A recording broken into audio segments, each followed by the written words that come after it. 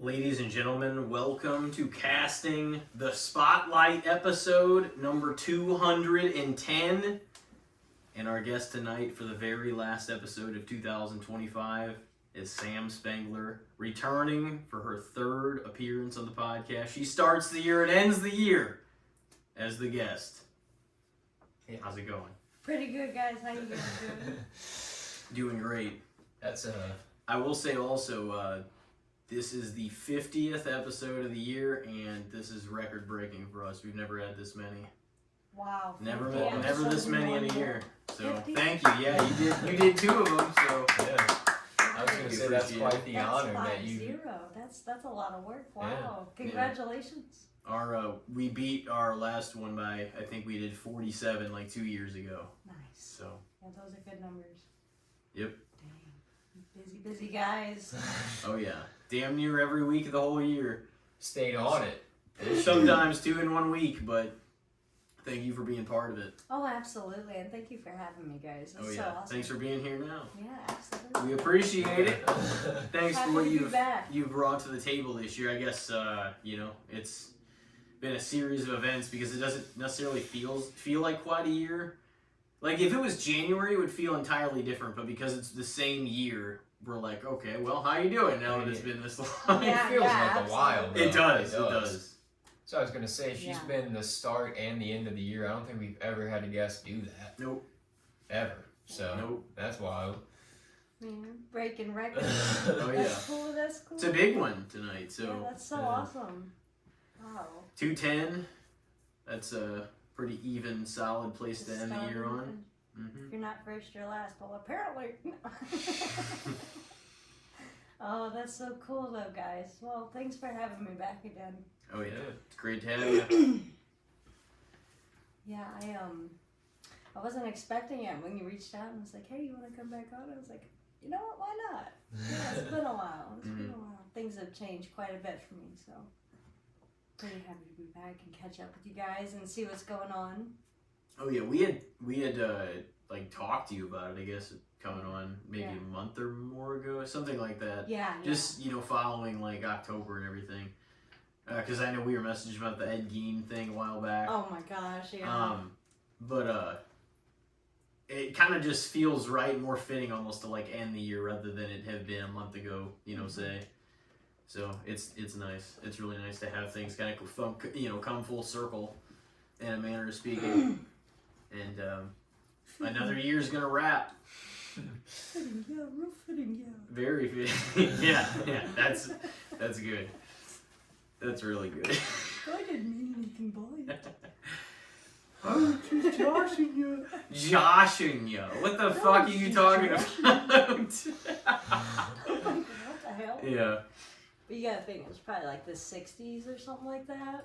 So I could see slang being The different slang. like that. Slang is always fucking dumb. Yeah. Like some of it, honestly. Like the stuff that's like the cuss words and stuff, that's fine. But like, I mean, even ours, like I'm not necessarily sticking up for like every, it's every generation some has of this their shit, own. they too, do. Oh, you know? 100%. But yeah. they always, because they used to say, "Oh man, that's hot." Now, like then this next generation, kind of our generation, "Oh, that's fire." Oh, Yeah. yeah. Like it has to take it up a notch. It's Yeah, like 100%. Fire, I think fire's one of the ones that really lasted. I mean, I said fire for I still Yeah. say Oh, it yeah. for certain I things. remember no, the for first sure. time I'm I not. said it, yeah. It's some of them, yeah, you do attach to, but in retrospect, too, some are like it just sounds stupid. Yeah, no. But Like 6 times out of 7, it's 6, 7.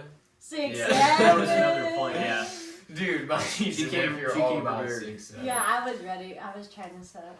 it would have been cooler if that actually You said had 6 something. or 7 earlier, and I 6 times almost. out of 7. You said it was.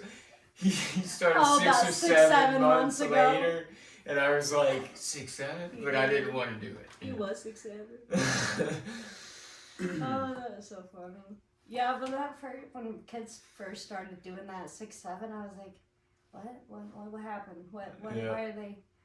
And I was like, okay, that's what they do. That's cool. I remember when They like that. when we I was in didn't high get school it. and junior high, kids used to be, just in the cafeteria minding their own business, and one kid would just go out, "Oh, oh, and next thing you know, the whole cafeteria is going, oh, and all the teachers are looking like, huh? And we're all like, whoa. And one time the whole cafeteria was going, and it was just the funniest thing. So the 6'7", I get it. Yeah. Well, it's like from like a song, right? Well, It would have been cooler if it was Lil Wayne's 6 foot, 7 foot song, like that song. But like, no, it's from some There's dumb no shit. way it would be that. No, You know? no. Not with this, but no, the kids. they don't know anything No. about that music. No, yeah, they're not into Lil Wayne. No. Yeah, no. It's not their music. Yeah, that kind of makes me laugh. It's not exactly slang, but it's like something the kids are doing that I just think is the funniest thing. I think. Yeah, it's I just didn't know what it came from. I was just, Yeah. I was just like, what the fuck? Like, is nobody explained it? I guess I could have looked it up. We all have these devices in our in our hand all the time. Yeah. But yeah, I just didn't know what it was from, and then somebody's like, oh, it's from like this song or whatever, and people started saying it. And I was like, it wasn't even explained, but I think there's always gonna be those things. It was attached to some come basketball around, you know? player too, wasn't it? There was a basketball player that like You know, it's he was funny. like about 6 or 7 or something like in a post game interview. Well, that probably was what they I started could see saying it that from. because they're going like this when they're Yeah. saying 6'7", so I could see him, getting that from the reel or whatever. Because and there's then a they're like, gesture it means like along mid with or the, something. So Maybe it's like, maybe somebody was referencing him in something too, and then it's got. And I get 6 because it's a 1 to 10 scale too, and it's 6. It's like 6'7". And that's like probably always the answer, no matter what it's for. Everyone feels comfortable saying 6 or 7 for something because we're kind of right in the middle. Yeah. We're trying to break it down. Yeah, Like, kids are trying to like, give "You're you." so fucking wrong. That's why I stopped saying. Oh no, they're fucking wrong. That's why I stopped saying. Well, 9 times out of 10. I'm like 6 times out of 7. I mean, that's pretty good odds. I mean, they're better odds too. Yeah. I mean, if you think about it, I mean, 9 times 6 out out of 10, of that's the only 7. 90%. But 6 times out of 7, like that's got to be like at least 93, 94. We're talking. I mean, I didn't look it up, but if someone wants to check those numbers for me, that'd be cool. Let me know. But yeah. I just thought that was funny. But yeah, slang. I love slang. I was mad about it at first, but I was like, and then I grew to a point with it where I was like, this is kind of funny. Honestly, it's like, whatever, dude. Like, and then I like once the football season started and all the players started doing it, I was like, I'm just gonna have to be around this. I think. Like, I just kind of accepted were they doing it. it after touchdowns? Yeah, like where big catches or runs or some shit, they were like, because it was the thing. That was even one of the taunts on fantasy, wasn't it? When they're like doing that, I'm pretty sure. Yeah, like you can click like after somebody scores a touchdown, you can click on taunt on like fantasy football playing against like one of your buddies or whoever else is in the league, and you can send them to taunt, just obviously flexing. Yeah. And that was like one of them because he was doing this, and I'm like, that all makes sense now. Well, also we got to think about the fact that a lot of these guys, most of these guys, if they're not quarterbacks, some kickers or young. whatever, so yeah, they're younger than us. Yeah. So it's like they're probably more with in some of this shit than we are. It doesn't. It doesn't seem like that, but because we all probably still feel like relatively young. Yeah. But if you think about it, you're like, oh yeah, the math says that that's the case. Yeah. So you're like, okay, maybe. I mean, if they're early to mid 20s, they're probably more with a lot of that shit. Some of the like trendy bullshit. Yeah. Stuff that I don't want anything to do with anyway. Some of it at least. Yeah. I mean, I don't really care. Honestly, I wasn't mad even, but I did want it explained to me, and I feel like but I never really gave that much of a fuck to actually look it up or ask, I guess. That would make sense though if it came from like a video or like a song just talking about it. Yeah. And it was, you know what I mean? And then it just people started saying it. Well, that's the thing I was thinking about too. Is like when I looked it up, that was one of the things that it said. It's like, first of all, nobody says. I mean, people are saying it doesn't mean anything. The kids are just doing it, and then other people say it's coming from a song, and then other people are saying they come from the interview with the basketball players. So I think what if it's just a multitude of things and people Yeah. are just like, okay, we're noticing this number a lot, 6 and They just start, they just pick it up. They just Yeah. kept doing it. I feel like repetition forms habit. That's the thing too. I realized I probably don't have I don't have modern music tastes. You know what I mean? Like, Yeah. I'm not caught up with a lot of that stuff. Okay, yeah. When when you were talking about your rap for the year, or whatever, it was like my top 5 artists for the year. It was like The Weeknd and Lil Wayne were in there because they're always in there. Yeah. And then Creedence Clearwater Revival. Yeah. That's really old. You know? Oh, yeah, I like them. Jack Harlow was in there. Of course. And Ramirez, he's like an obscure Mexican rapper, but he's dope. He's on the Suicide Boys label.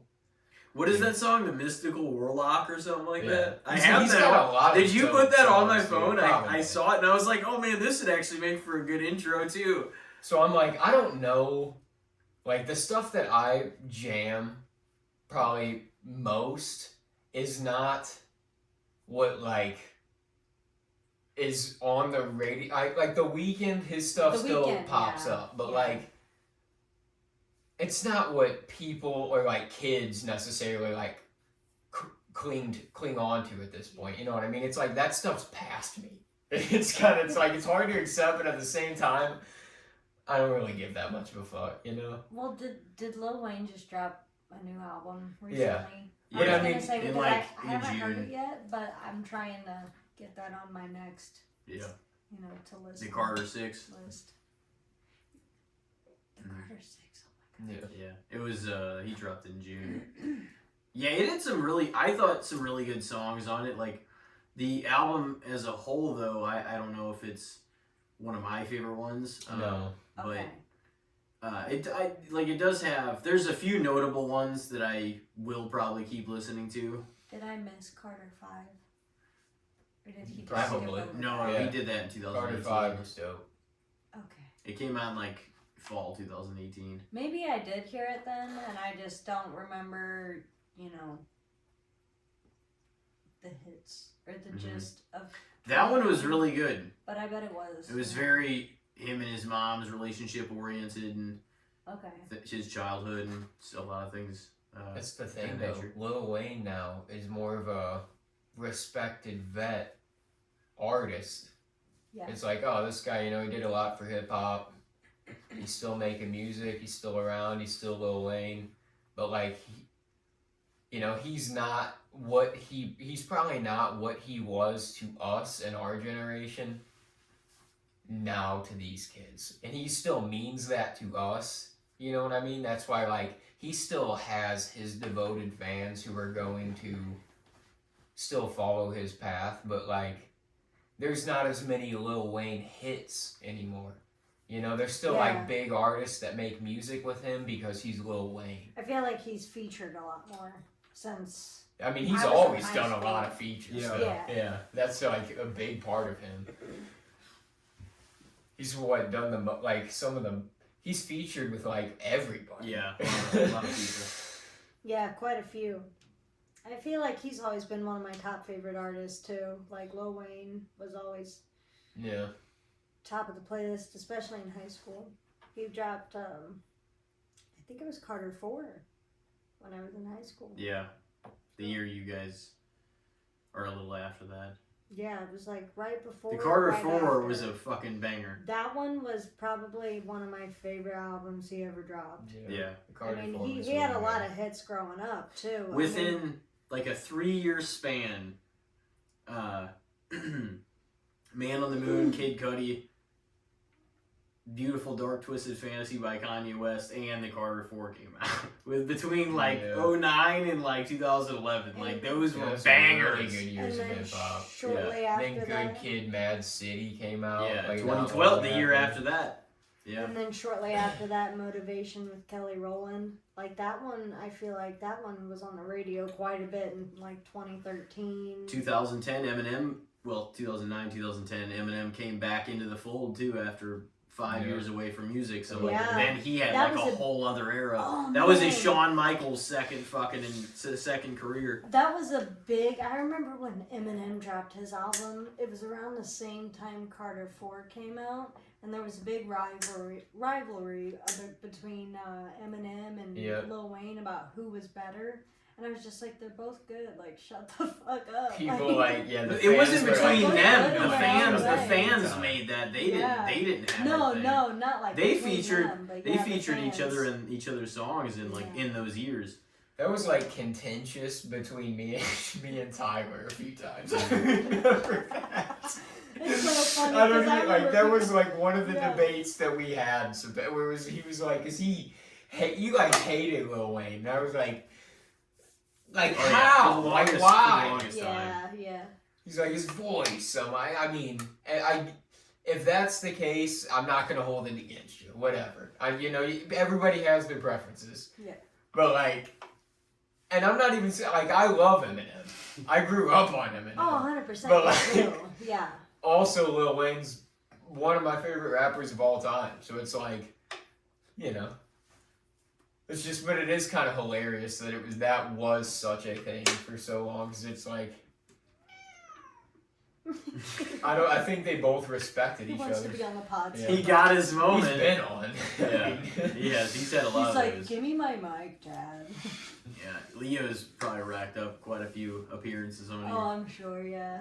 here. He's Good goated old around Lee, here. man. Little cat goat.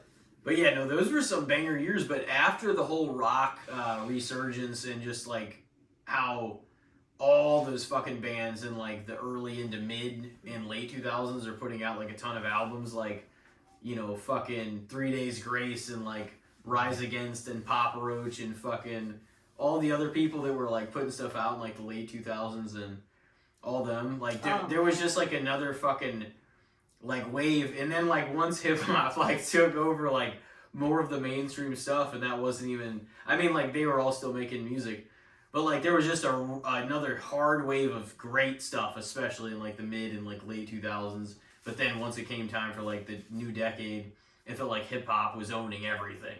Yeah. You know what I mean? It went into like our high school years and like that whole kind of time. And then it really took a shift where like some of the pop stars and singers kind of just have controlled everything for a number of years. Like over most everybody else.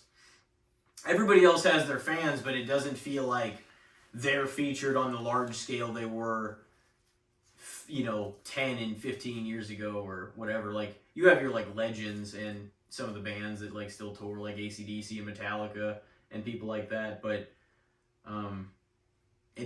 for like what's going on currently, it definitely feels like the pop stars fucking game. You know what I mean? Like the singers, some of the like Tate McRae and Taylor Swift's still on Sabrina top. Carpenter. Oh my gosh, Yeah. Sabrina So, like, Carpenter, Taylor Swift. Those are the people with the Yeah. most kind of mainstream like fans and attention. Influence. Influence. The influence is definitely high with Yeah. Taylor Swift. So they're It's kind of crazy. controlling it, and they have probably the last It's crazy. for the better part of 10 years. I mean, I've always liked Taylor Swift. I've always liked her music. I've never been like a super fan, but like, I mean, I really get down to some of her music. I mean, it's good music. You can't deny it. Well, you had to come out to tunes, you had to come out to Sabrina Carpenter's Taste on the opening man. episode of this year. So Yeah. you had to have some affection for the song Yeah. or for her music. God love that woman. But She I thought that was the best one on that album. I listened to the whole album. It was her innuendo on Short and Sweet, like that whole Yeah. album. Yeah. God, I just thought it was the funniest thing. Like almost That's a every song genius I'd name. listen to, if it wasn't Bad Chem, it was Taste. If it wasn't Taste, it was Espresso. There was just Yeah. certain things she would say in her songs. It's just like, oh. The album wasn't very long either, because it was only like 10, 11 songs, and they were like pretty short. Most of them were under 3 minutes. Yeah, I guess that's why she called it Short and Sweet. Yeah, no, that's what I said. Whenever you said that, I was like, I've seen that, but that's a genius. And she's really short, so it's like she's like 5 foot. Oh man. But yeah, that's a genius like me. fucking. That's I'm like like a genius title for an album. Yeah. So it was an easy listen in that way. But I do think after listening to the whole thing, I like Taste the most.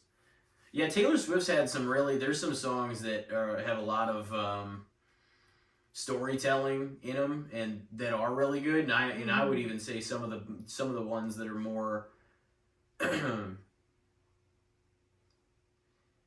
So, hold on. Okay. How well do you know? You know some of her music, right? So, yeah, okay. I know. I'm Taylor the Swift, one All Too Well. Sabrina. The All Too Well song is really good. Taylor That's Swift. like about the whole Jake Gyllenhaal thing. Taylor Swift. Yeah. I feel like that I've one's heard that good. one, but I liked Canceled. Did you hear that one? That's a new one she just dropped. So she just I don't know anything about She just dropped a any new of that. album like a month. Yeah, The Life of a Showgirl. Yeah. Yeah, it's not. I mean, I've only heard a few songs from it, but the For reason. like Ophelia, is that one of them? Yeah, I think so. And I've heard another one too. There was that one I liked. I actively looked it up because somebody made a post about it because they thought one song was referring to like Travis Kelce's manhood. And there's something about a redwood tree in there. Yeah, and I was like, okay, so that made me look up the album, and then I heard the song Canceled, and I was like, that's pretty good. Mm. We needed that a year ago. Well, is Travis gonna be done playing football? Is that what they're saying? Oh, Is he gonna be done? They're trying to make a big case about it, but he doesn't even have a decision himself about it yet. Yeah. So it's like they're trying. The media's trying to play into like he's retiring though, like. I don't Which think it he feels will. like, but it feels it like almost feels like since Mahomes went out early, 100%. they had a bad season. He's gonna want to do like a 1-year deal. He's gonna do one more. I think. Is Mahomes coming back next year? Yeah. Yeah. I think Kelce Maybe will be back. He might come back partway through. Yeah, maybe a few weeks in, because of his injury, but it will be around that time. Yeah. I haven't been watching a whole lot of football lately. I watched some the other day on Christmas. Christmas. There were some games. Some bad games, kind of. Yeah, And the Cowboys won. I cared about that, but I kind of miss the days where I used to like watch it in the mornings when like, what's his name, Stephen? He's on ESPN. Stephen A. Smith. Stephen A. Smith. Yeah. I used to watch him cover like all the games from like the night or the day before, and I always like for some reason I can just easily see which one like newly drafted pick is gonna come out like is an underdog, like Cam Newton. When he first came out, like I knew he was gonna do great things, and then now I haven't really been paying attention, so I don't know how his career ended up. If he's still, one of those big quarterbacks or whatever. Elijah could tell you. But I mean, Cam Newton was for a while there, he was great goated. For a few years. Yeah. He really was. He went on a bit of a run when he was young, and then he lost the Super Bowl. And it kind of was on a play that was his fault. And after that, his career just kind of crumbled. To the floor, to be honest. That's tough. But I mean... He played on... Where did he play last? Because he played on the Dolphins, I know. Obviously, the Panthers. He went to the Patriots for a while. He was on the Patriots? Yeah, he played where did he go from where? Because you probably remember, don't you? Last time I did he start on the Panthers? It was the Panthers. Yeah, the Panthers was his home. That was where he made his name. Yeah. Okay. That's what I remember is Cam Newton getting drafted. See, I wasn't as involved at that time as I am now. So I was like, some of the little things, some of the things like that I don't even know. Yeah. That's the time I was involved. And I haven't really been since. It swapped you out for me. Yeah. Oh, yeah, there you go, man. There you go, man. Hey, forget about it. Oh, shit. So yeah, the Panthers drafted him. Yeah. And I mean, really, he did seem like he was going to be like a generational talent. Yeah, he really did. He did some things. He still has some records just for like doing stuff in a short amount of time that he did. Like He was very impressive for a few years, and then once that Super Bowl happened, it really just felt like something in him happened after that. Yeah. Well, and that was with the Panthers too, wasn't it? Yeah. And then he just kind of got shuffled around the league a few times. And I was one of the few people I knew that was going for the Panthers that year. I'm like, come on.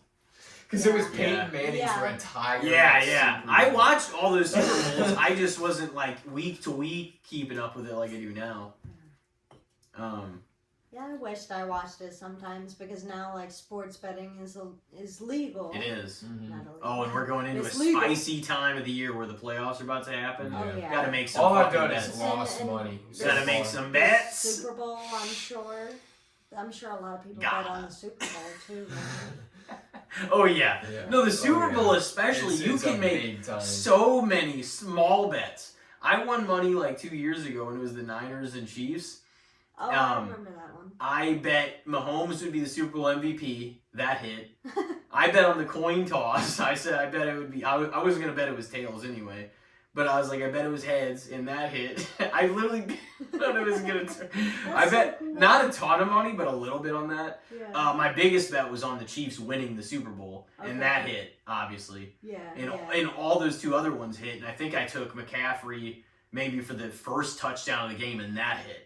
There was like a few bets that I got for free that didn't hit, but all those other ones hit, and I won like $150. Yeah. How much somewhere did you there. bet? Well, I got free bets, so I didn't have to put in much of my own money at all. Because it was my first time using the app and like the DraftKings. So I'm like, this is all fucking profit. Well, that's kind of smart. So Yeah, I didn't even know, or I hadn't gone yet, and Yeah. it happened to me the first time, and I was like, I'm gonna make all these individual bets. Now, mind you, I did lose on other bets, like I made this person might get this many yards, I made a few other ones, but all like 4 or 5 of those things I hit on, and I was like, that was the Super Bowl, 2 years ago. Man, that's so cool. How It's lucky. so much fun. But no, I've shit the bed since then. I've not had a day of gambling as good as that. Oh, really? Yeah. I mean, here's the other thing. I don't do it that much. And I haven't gotten myself to do it just chilling in the house and, doing it here because I feel like that can be dangerous, but I'm definitely going to start doing it here. Like going into playoffs, it's going to be spicy, but I think I'm going to have to make some too. Dude. I feel like I keep making bets. Okay, so last year I made bets like championship weekend and Super Bowl. Mm-hmm. And I put in like probably like $20 and I had like $10 that they gave me for free. And I bet all of it. I ended up making out like $75. So then I bet all of that on the Super Bowl and I came out with like 175 and I cashed that out and I was like, this is great. I know what the fuck I'm doing. I'm just going to make money on football. This is easy. Right. Yeah. And then I didn't do it most of the season. And I have the last like 4 weeks on the Sunday night game just because I'm like, this is easy. It's only one game I got to worry about. Yeah. So I'll like bet on that game and I'll usually do like a pick 3. And I'll put in like $20. And I'll do a pick 3. And if it hits, I'll cash out like 140. And every time, I'm like 1 off. I get the other 2 hit and then the 1 doesn't. And I could do partial pay, but then even if all 3 hit, you don't get the full amount. Yeah. That's the shitty thing about doing partial pay, and I never do that. I'm like, no, fuck that. Bet I it feel all. confident enough about these 2. Yeah, the parlays and stacking Never bets. all hit. Stacking bets is where you really make the money. Where you're like, if you do a parlay. because you're betting your combination of things, you're confident all of them, and you think they're all going to hit. And And if they hit, 3 pick or 4 pick and if or they 2 hit, pick parlay. they can really make you some money, like all at once. But the thing is, obviously, mathematically, probability-wise, however you want to cut it, the more bets you stack, the more likely you're going to be off by 1 or more than 1. But You the know what more I mean? bets you stack, the more you could win. The more times you do it, you could definitely fucking... Because, like, one of these times, if you make smart bets, like, you're going to hit. That's why sports betting is so much more... it's just so... You can kind of control your outcome a lot more, I feel like, because if you know stuff about sports, you'll know what is likely to hit or what you think or what you feel is going to. Whereas like some of these machines have an algorithm. Like if Betty fucking just won $100,000 yesterday on this one, it's probably not gonna fucking hit today. Certainly not for that much. Yeah, I'd you know say what I mean? that's a safe assumption So to make. exactly. So knowing that you have more control over your outcome, I'm gonna put this to bed tonight before the year ends. All around, that sports betting, you can have a better influence over your outcome than some random ass bullshit game at the casino. I could see that. Yeah. You know what I mean? If you have knowledge, exactly. If especially you think like you know what if you're it's doing. like UFC, I feel like a lot of people bet on that. A lot of people watch And UFC. do you know what I mean though? Like these machines, if they go big once, it's like, well, you can't touch that motherfucker for a while because there's no way it's hitting anytime soon. Yeah. Because of probability. Exactly. If you know that, but now people do say things like blackjack give you if you know what you're doing, it give you the best odds in anything like during because not counting sports betting, but any of the casino games to make money. If you're a good blackjack slots, player, because like you said, once slots hit, that makes sense. Blackjack, if you know what you're doing, you can make some money. Yeah, cards too. It changes all the time. I've seen somebody. I used to love that. Actually, you know who he is. I might as well just say it on air. Who's that? You remember Vinny Wooten? Oh my God, I love Vinny. Vinny's the best. I went with him. He took me to not River City, but the Ameristar or whatever the fuck. No, where was it? The one in St. Charles Casino. And so we went there on my birthday, like several years back, like 6-7 years ago. Yeah. 6, 7. I think it was 6 years ago though. So I retract that. No. So we went and he gambled. I don't know how much. Like I don't know if he came with like 100. Like it was my birthday and I had a little money anyway. And I was like, that's the other thing is I know where to draw the line. I'm not going to bet more than I think I can afford to lose. Yeah. So, and I don't know if, whatever else, but I'm like, I'm gonna at least bet like $50, maybe 100, whatever. It's my birthday. I'm getting money anyway. Right. I might as well do something fun and stuff. And I think it was just me and him that went out there. And so he spent, it was within like probably 30 minutes and he's just like, yeah, dude, he was like playing blackjack and he wasn't really hitting. So he spent, I don't know how much he came with, so I don't want to like misspeak on it, but it was something in there, maybe 100. But right after that, I was just like, oh no, because I was still playing stuff. And I was like, I ain't going to fucking play that because I don't know blackjack nearly well enough to do that. Yeah. So I was just playing some of the other games and whatever else. And I actually did fairly well on some of those. Like I think I won some money that night. But just because he didn't want to gamble anymore. And I was like, just, keep yourself busy. And I gave him $20, like just, to do something because I wanted to like just hang out for a little while. And so he went over to the blackjack table and like literally half an hour later, like he walked away with $450. So like he turned, after losing everything, he turned the 20 into $450. And I'm like, boy. Yeah, he fucking nailed it. Boy, Vinny. Damn. So he fucking rocked the blackjack table that night. Oh man. But we both Good had a pretty good night. It was a him. good time.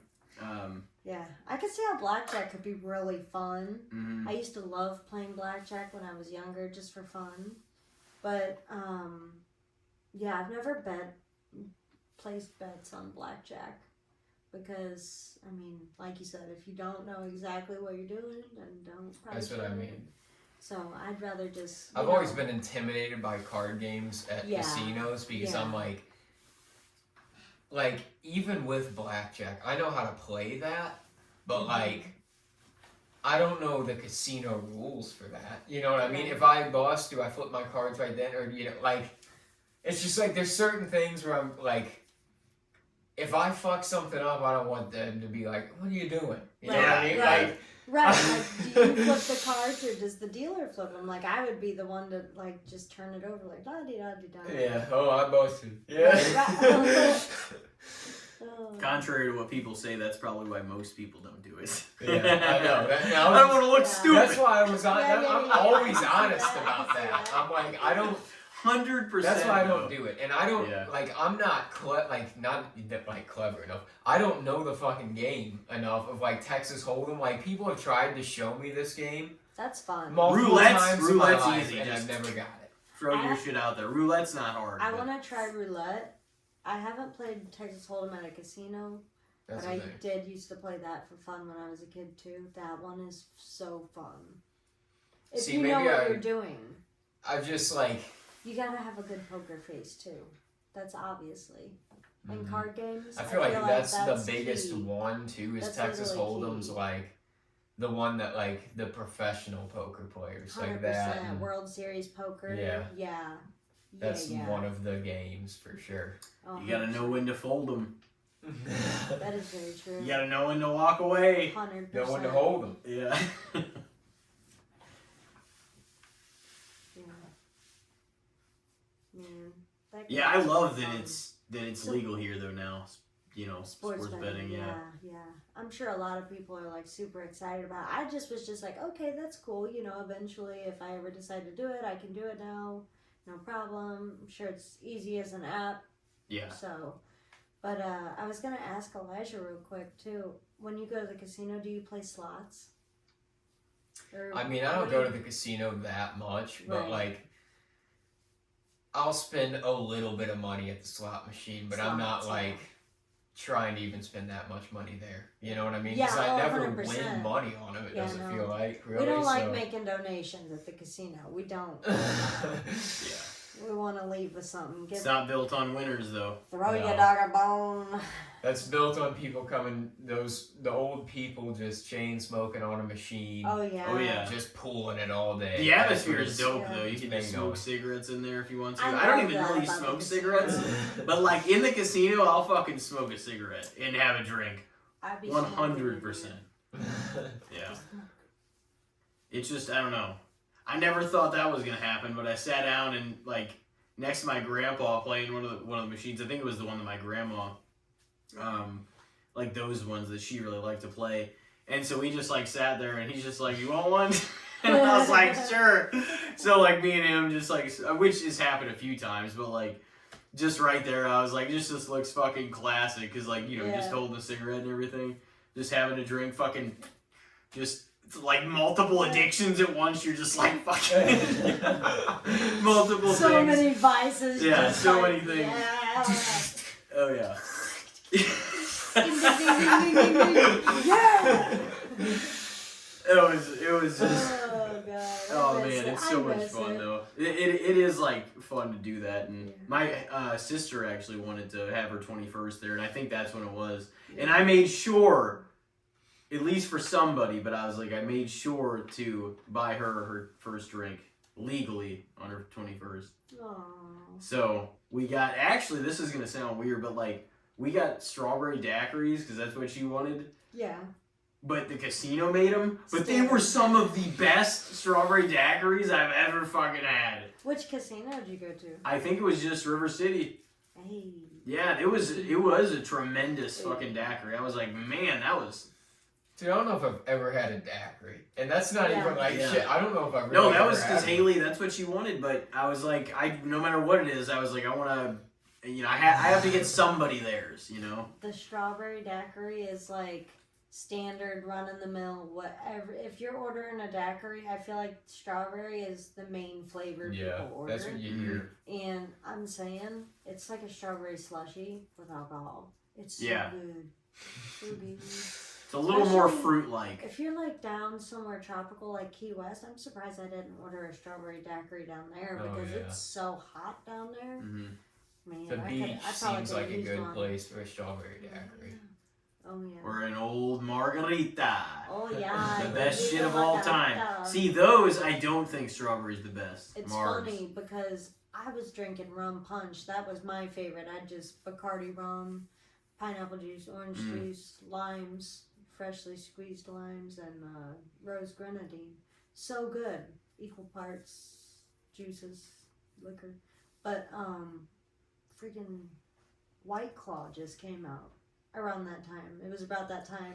People were going from drinking the margarita, the lime-marita, Bud Light Yeah. things. they were going from Limerita to the to seltzer. White Claw. And The everybody was seltzer like, takes shit. off. Oh shit, White Claw, guys, White Claw. White Claw was so big for a few years. Yeah, and then it was Truly's. Yeah. I mean, everybody made theirs after White Claw got so huge. Everybody's like, we're gonna do a seltzer too. Everybody that hopped on that seltzer train probably made a killing. I mean, I guarantee it. I remember my family going from drinking White Claws to drinking Truly's. Now I don't even know what they drink now. Probably High Noons or whatever. I don't know. But my mom, she's High Noon. She's like some margaritas. She's a real simple woman. It is funny how that happened. Like White Claws hit, and the public started eating them up, like drinking them, and then everybody immediately was like, we talked about it with Alex about that. Everybody needed a seltzer. I'm gonna make mine, and then everybody, Bud Light and Corona, and everybody made all their shit. I forgot about that. They all made theirs. Yeah. And it was just because that was the newest thing, and everybody we were talking about even with music, trying to keep updated with what's going on. Everybody's like, we're not missing out on this opportunity. They're gonna make that kind of fucking money. We introduce our version of it. We're gonna, our fans are more likely to try it, and like I'm sure some of them did hit, but it's just what the next trend is. Eventually, this is what I'm wondering, because like growing up, we did not have nearly, and this is what's crazy already is us saying, we're not that old, like we're relatively young in the grand scheme. 100%. But the thing is like, even whenever we were kids, there was not nearly this amount of options. There was like a couple kinds of everything, and now there's 20 of the same brands things, and chips, and alcohol, and sodas. It's like, how the fuck is there shelf space to have everything still there? I feel like because they kind of minimized of what they were keeping on the shelf. Like instead of keeping 4 rows of this, we're only going to keep. There was like a ton of regular and Coke, then we're gonna and fit then now this new product in and this new product in. See how it sells. If it does good, we'll get rid of the one, then bring in the other 2. Yeah. And just like kind of rotate stock in that way, because I feel like, I don't know. For me, I'm a creature of habit. So like I like when I go to the grocery store, I like get it. For the most part, I get the same stuff I always do, like bread, eggs. Typically, it's the same brand, right? But like with chips, for example, like sometimes you switch it up. It just depends on what they got. Like, I'll buy a promotional bag of Flamin' Hot Fritos, best believe me, at Walmart for only $4.99. Used to be like $2.50. So 4 years ago. I know. I don't 4 even. or 5 years ago. It breaks my heart to know that I pay that much for a bag of Doritos now. It's crazy. The party size bag. See, that's what I mean. Because it used to be like $3.98 or $4.50. The beef jerky used to be It that. was real reasonable, and now it's like, I don't want to talk about it. It makes me choke. Oh yeah, all the snacks are outrageously expensive now. No, Slim Jims. I mean, jerky. Slim Jims are the most reasonable of all of the Slim Jims are snacks too. They got a twin. Jerky. They got a twin pack for $2.19. That's actually not a bad deal. Like of the long ones. You can buy like the 26 packs for a pretty reasonable price. Yeah, I used to get those 46s all the time. They were like those are the ones 46 I get. small ones. Yeah. You just sit so there and eat good, like 8 of them. Yeah. A lot of people are like, they taste like shit. No, they don't. Dude, I love them. I'll eat a pack of Slim Jims every week. There's nothing like that flavor is unique to them so much. Even a rip-off beef stick might still be good, but it's not what a Slim Jim is. We also all probably grew up on them too, so. Well, but there's that, but if you've had Slim, like that flavor, that's unique to them. It's very them. You can't, it's very hard It's to very replicate. Processed meat. No, for sure. It's mechanically separated chicken. You want some processed, so what's it? That sounds like a fucking machine. It's in just it's in a ripping wrapped, a chicken apart. literally in a wrapped tube. So that was mystery meat in a wrapped tube. That was my next question.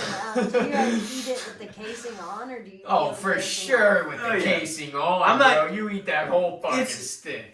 There's no way it's worth it to try to pull the skin off anyway. I don't know. When I was in 4th grade, it was pretty worth it because everybody else was eating their Slim Jim and getting done with it within like 30 seconds, and I'm over there still peeling the wrapper casing off mine. Enjoying my Slim Jim piece by piece while everybody stares at me in envy, wishing they still had their Slim Jim. Well, you only got a fucking third of a Slim Jim after you peel all the skin off of it. Yeah, I feel no, like you're this. lying. I feel like the skin is not even. It's like it's fine, you know. Yeah, no, I still ate the casing. Oh, I ate the casing too. Yeah. Yeah. Just separate. The casing. I dissected my Slim Jim. Made it sound like Took it a was bite plastic. of the meat and then the casing. Yeah. Something about the casing, it just had a different taste when I was younger. And You had to tear it apart a little bit. It was crazy too. When you would peel the casing off a Slim Jim, it's like you bite the Slim Jim without the casing on it. It was almost like it was dried out. Like it was not as greasy, you know. But so it gave it's all that oil in that wrap. So you want to keep the casing on, okay? See, this is how it's gonna go. This is how we're gonna do it. What I was gonna say though, have you ever seen or tried the Savage Slim Jims?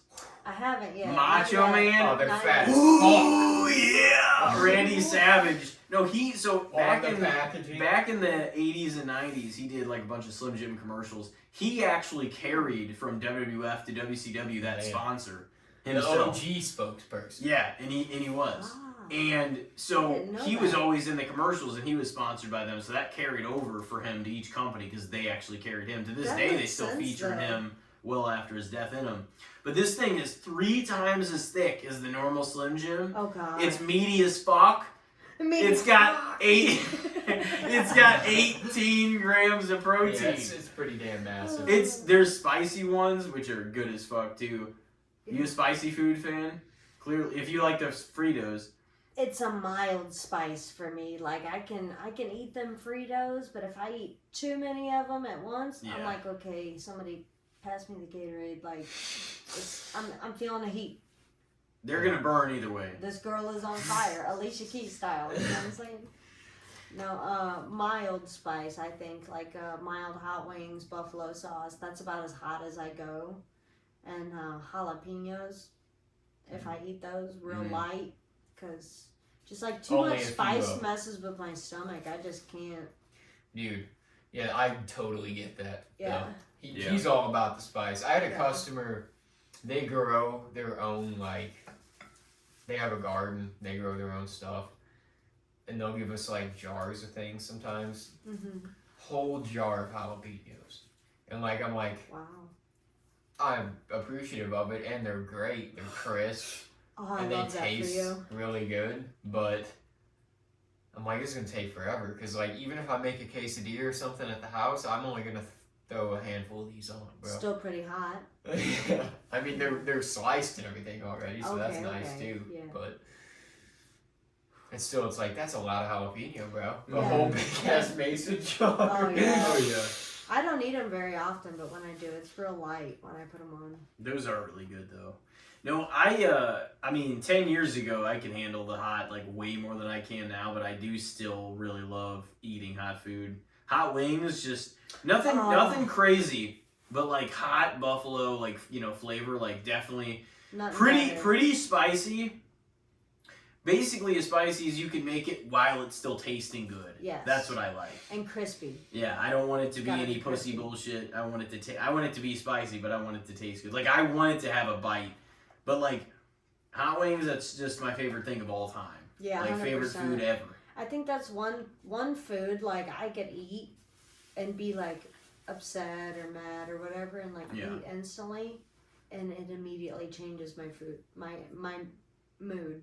Like something, something about a chicken, They're a so fried good. crispy chicken wing, and it's just like, you know what, I needed this. I really did. And this is in a world full of things that I fucking love eating It's very like much. right up there with Like, tacos. Yeah, well, with like Like, tacos, burgers, pizza, there's cheese. so chicken sandwiches. Like there's so many things. Cheeseburgers and fried You know, chicken or something. chicken. Philly cheesesteak, stuff like that. There are so many things that are so good that I'm like, me saying that's like a huge, but I'm like, at the end of the day, my mouth has never watered for any other food, anything like it does whenever I have like a plate of hot wings in front of me. I'm saying. And that's how I know. I'm like, it's It just, That's your food, huh? it just does something. Yeah. Your food of choice. I mean, I think it's also just the spice and knowing like you're about to indulge whenever you get them that just makes you go. You just feel that like at the bottom of your. I get that with sour stuff because I really like sour candy, and if I see, you start certain like do you remember the like Shockers? Do you remember those? Yeah, candies? Shockers were good. Why the fuck aren't they still around? Yeah. Whenever I was a used to kid love and I saw a Shockers. package of those, I actually did that. It was just It like would tense up. Yeah. Mm. Yeah. I do that with sour Skittles sometimes now when I see them. I'm like, Have you had the sour Skittles gummies? yeah, They're my they are favorite. good. Well, they're not my favorite sour candy, but they're like probably top 2, top 3. I think my favorite all-time sour like gummy candy is got to be like the Rainbow Belts or the Sour Patch straws. The straws. Oh yeah. Extreme Sour Patch Kids are really sour. I like those too. Yeah. I love like regular Sour Patch Kids, like just all of them. I mean, most of their products are pretty good too. Those extreme sour ones make your tongue hurt after like 6 or 7 of them. That's a lot of the like sour stuff though. It's just like it eventually eats your mouth raw if you eat too much sour candy. It's not. Your taste buds aren't going to take anything the same way the next. It's same as like whenever you burn your mouth, your tongue on coffee, everything the next like 2 days is going to be fucked up. Yeah, it's like you're going to have to. Yeah, you can't go from eating like sour candy or whatever to eating hot wings. Yeah. I did that when I was a kid on X. I accidentally ate too much Make before sour dinner. with hot. Oh, I love one of my favorite my meals. tongue was already like raw from the sour candy, and then I went and ate hot wings, and I was like, one of my favorite meals of all time is just the classic, like whether you go out and sit down and eat at a restaurant or you get it in, whatever, order it in, but like having pizza and hot wings and like a salad, classic. that is like classic, elite level shit. classic. Like all 3 of those things. And then I mean, like we're not talking like all Pizza Hut pizza wings and salad. No, I mean but just like your favorite, maybe we could order out from another place and then maybe Yeah. order some Pizza Hut breadsticks. No, because those breadsticks. The national chains do not have by any means the best fucking chicken wings. Something about absolutely not. You gotta go to like Emo's to get hell good no. chicken Yeah, wings. Yeah, Emo's. Emo's has good chicken wings. They are. They definitely do. It matters. The location does matter. Yeah, But Emo's hot wings on the right day with the right breaded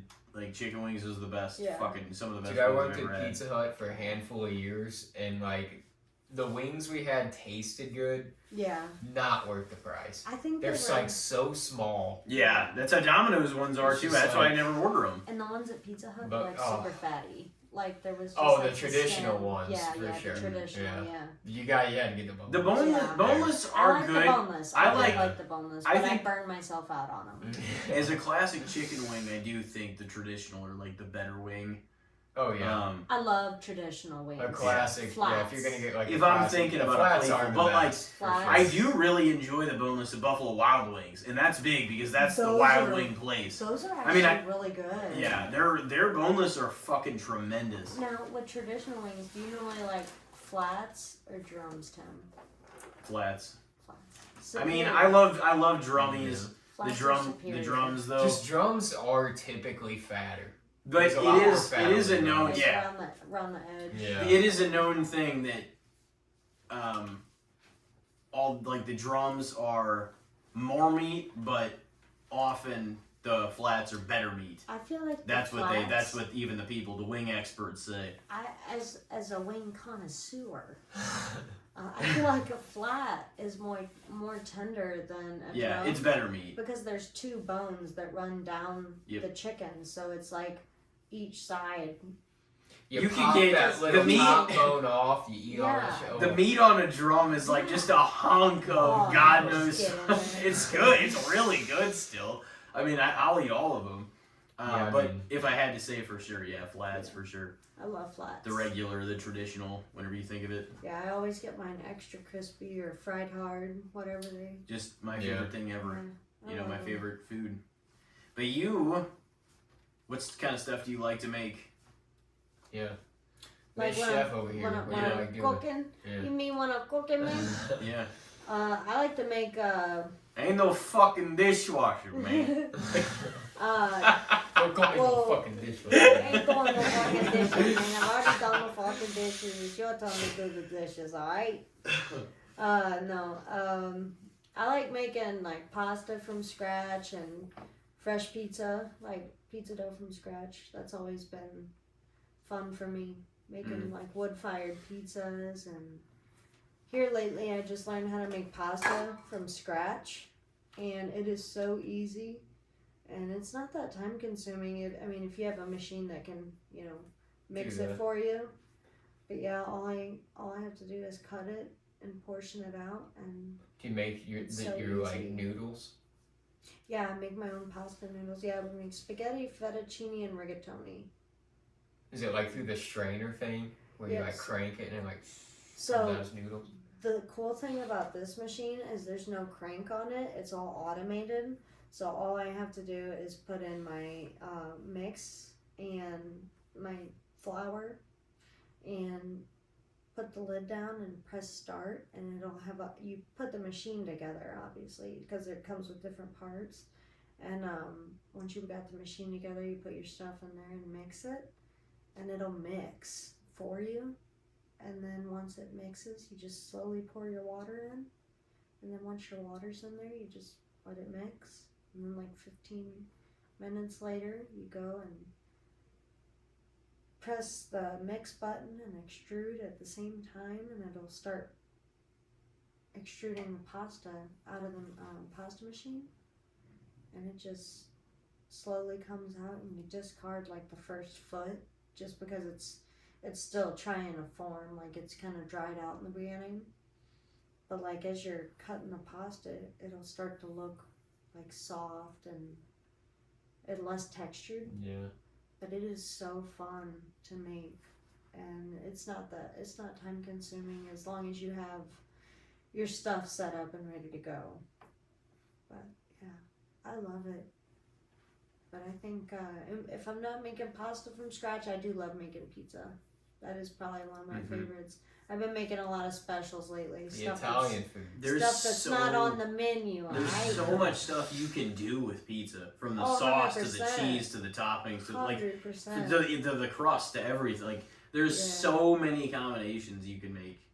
Yeah, it's like one of the elite foods of all time too. I feel like it's like one of those things that's like a versatile food. Like you could, like for example, how tacos, when Taco Bell came out with the Dorito taco, and like the gordita, the chalupa, like that's all like taco formation. So essentially, all this stuff is essentially a taco with a different name.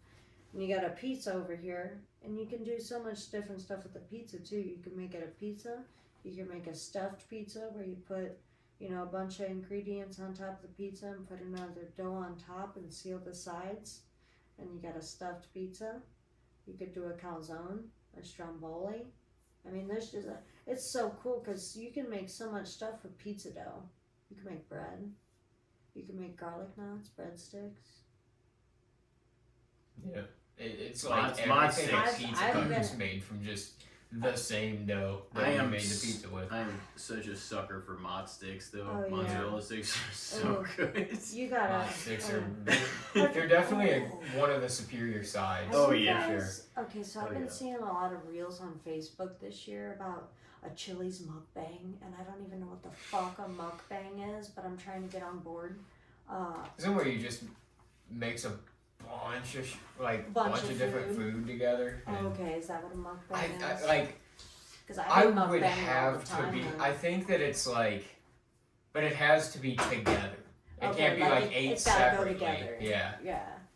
Because there's like, I think it used to be big where it was like fast food places people would mix. Okay, that makes sense. Like a McDonald's, Chick-fil-A, Hardee's mukbang, you know, like shit like that. Okay, that makes sense. That makes sense now.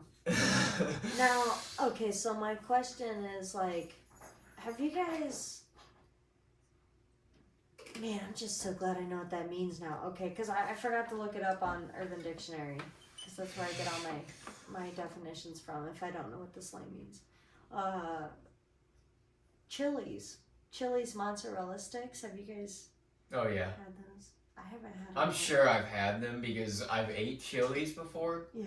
I've ate Applebee's before, Buffalo Wild Wings, like all these places that I've ate at least like these kind of sit down chains that I know I've ate a handful of times. I'm sure I've ordered mozzarella sticks there. Yeah. At least once. Well, I see these videos, right? And Chili's has got these mozzarella sticks that are like literally this fucking big. And I'm thinking to myself, I need that. I need it. And they're dipping them, they're tossing them in like Nashville hot sauce and like dipping them in ranch. And I'm not on board with the ranch part, right? Like you can keep that. Not a ranch fan. I'll take Caesar dressing.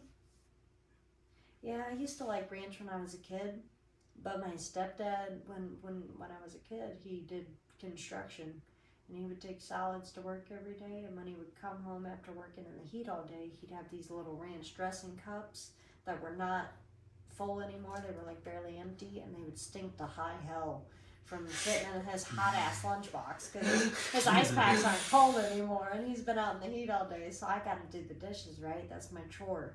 So every night he'd come home, and I'd have to clean that. And eventually you're like, fuck ranch. I would always have to rinse the cup before I put it in my dishwater. Otherwise, it would make my entire dishwater stink. And I'd have to change my dishwater. Mm. So yeah, I hate ranch now. Like I don't. Like I wish I liked it still, because I really like the tangy, like kind of peppery vibe you get from ranch. It's the white people sauce, they say. When I was a kid and we used to go to Walmart for the deli, for the chicken tenders, I'd always used to dip those in ranch, and I thought they were so good dipped in ranch, and now I can't eat ranch. I think it is, it's a damn I think you've got to... Caesar. I think you've got to use other... I mean, like, now and then I'll definitely get ranch still in salads, but... Yeah. Or like at home when it's just the easiest thing to make, unless you have other dressings, obviously, too. Sure. But if you're ordering a salad, like, I'm kind of a fan of switching up the dressings, because, like, sometimes I'm like, man, if I know they've got a good Caesar salad... Yeah. Like, Giannino's and Arnold.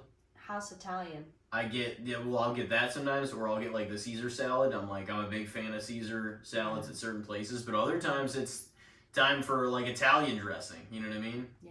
Or some other kind of dressing, but Giannino's has really good you've got to dressing. Switch them up. I feel like, you know. Oh, 100%. I feel like I get burnt out a lot if I eat too much like Caesar dressing, because I like to make wraps at home with like chicken and like fried potatoes, lettuce, cheese, and Caesar dressing, kind of like a snack wrap.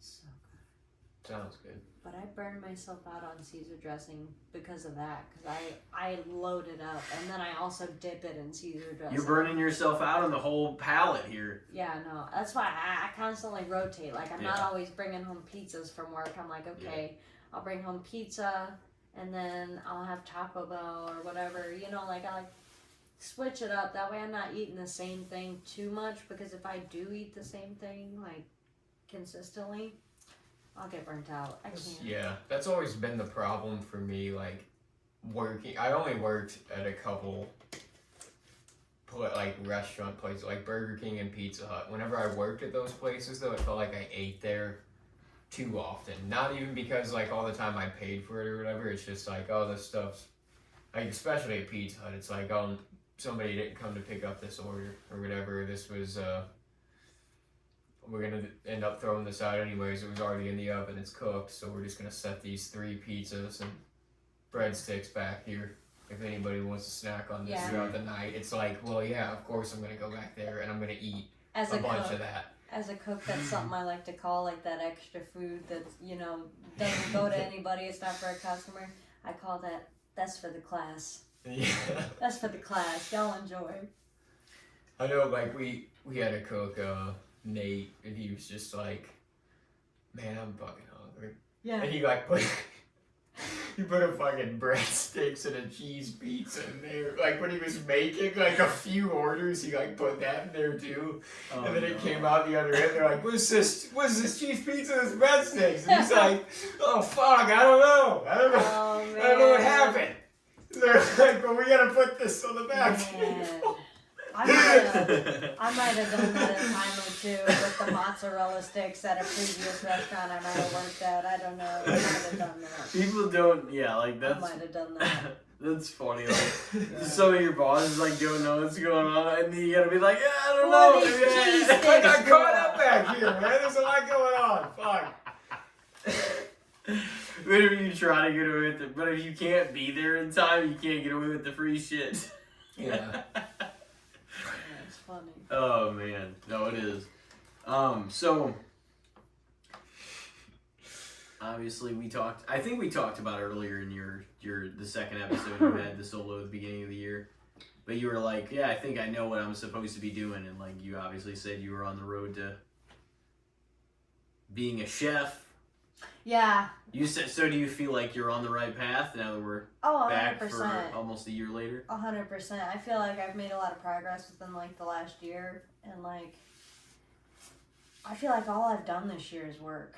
Like most of my time this year I've spent at work, and I'm not quite there yet, you know, as the title chef, but I've been there. 100%. Yeah, I feel like if I just said yes more, if I'd go into work when I'm scheduled off, maybe then I would get a promotion, but we'll see in the coming year what happens, because I feel like my bosses are starting to recognize now that, you know, I'm someone they can depend on, I'm reliable, I work, you know, I don't just slack off and not do anything. And I've been training people, and the majority of the people I've trained have worked out, but there's some people I've trained where, you know, there's issues, but that's not because of my doing, like my training, that's between them and whoever they have problems with. But yeah, I'd say I've made quite a lot of progress, and I'm hoping within the next year I'll have a promotion, but we'll see. We'll see. Hopefully I will beat Jeff. Yeah. My name is I'm Jeff. glad it's going well. You know. My name is Jeff. You feel like you're living the bear? I haven't even really watched that show, but I know. My Corey always talks about it. He's like, you should watch it. Yeah. I haven't really seen much of it.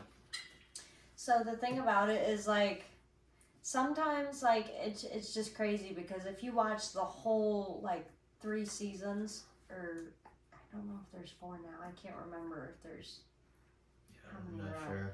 But either way, if you watch the whole series, then you know, like, there's each season's got its different intensity in its own different way. So I would say, like, each day is different in the restaurant industry. And one thing I will say that I liked about The Bear is there was a question Marcus asked one of the chefs in Copenhagen. He asked him, like, what did he say?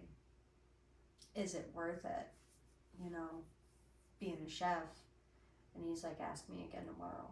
And that is so true, because it's like one day it feels so worth it, and then the next day you get your asses kicked, and you leave work just so fucking exhausted and tired and hungry because you haven't eaten because you were so busy you forgot to eat.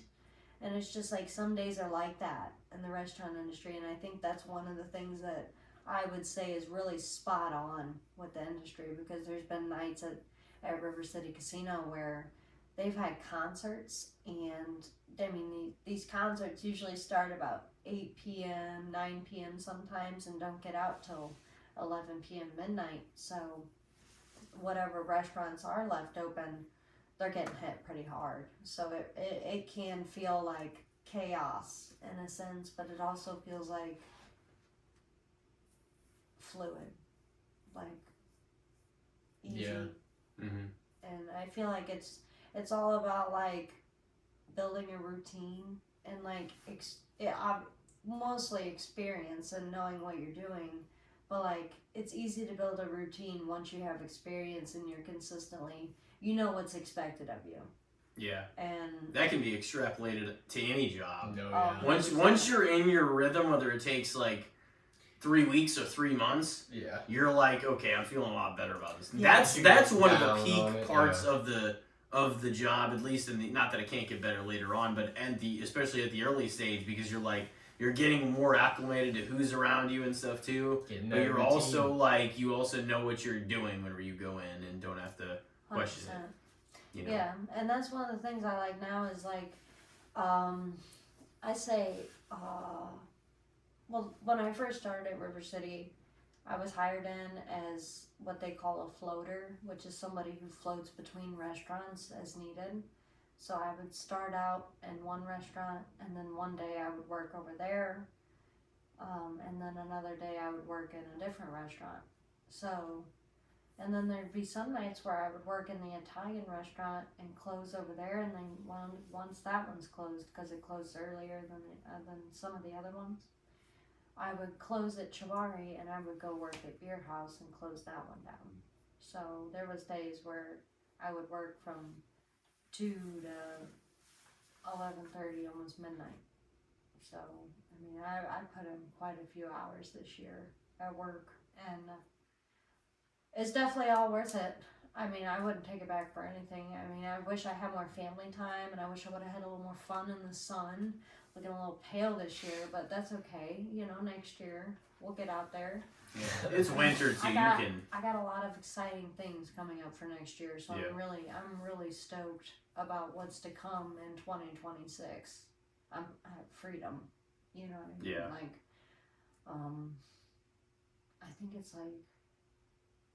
I think after this coming month's payment, I will only have like 3 payments left on my car. And I mean, that's a long time coming for me, because I've had this car since 2020 and I've been paying on it since 2020, and I just gotta say, I cannot wait to be free from, that car note, because sometimes, when you're in the thick of it and you're going through a hardship or whatever, like, it could be hard trying to keep up with it and balance like needs, wants, and must-haves. So I think once I'm free from that payment, I'm gonna feel a lot better and less stressed, and I feel like my quality of life is gonna go up. And then a few months down the road, like, we'll be completely debt free. So like, that's just a lot of exciting things coming in 2026. And once I get completely free from all this debt, I can't wait to see what happens after that. Like, I'm gonna have so much more resources to do what I finally want to do. Yeah. So, yeah, I'm so stoked. New opportunities will come up. 100%. You have to seize them. 100%, and I'm gonna seize the fuck out.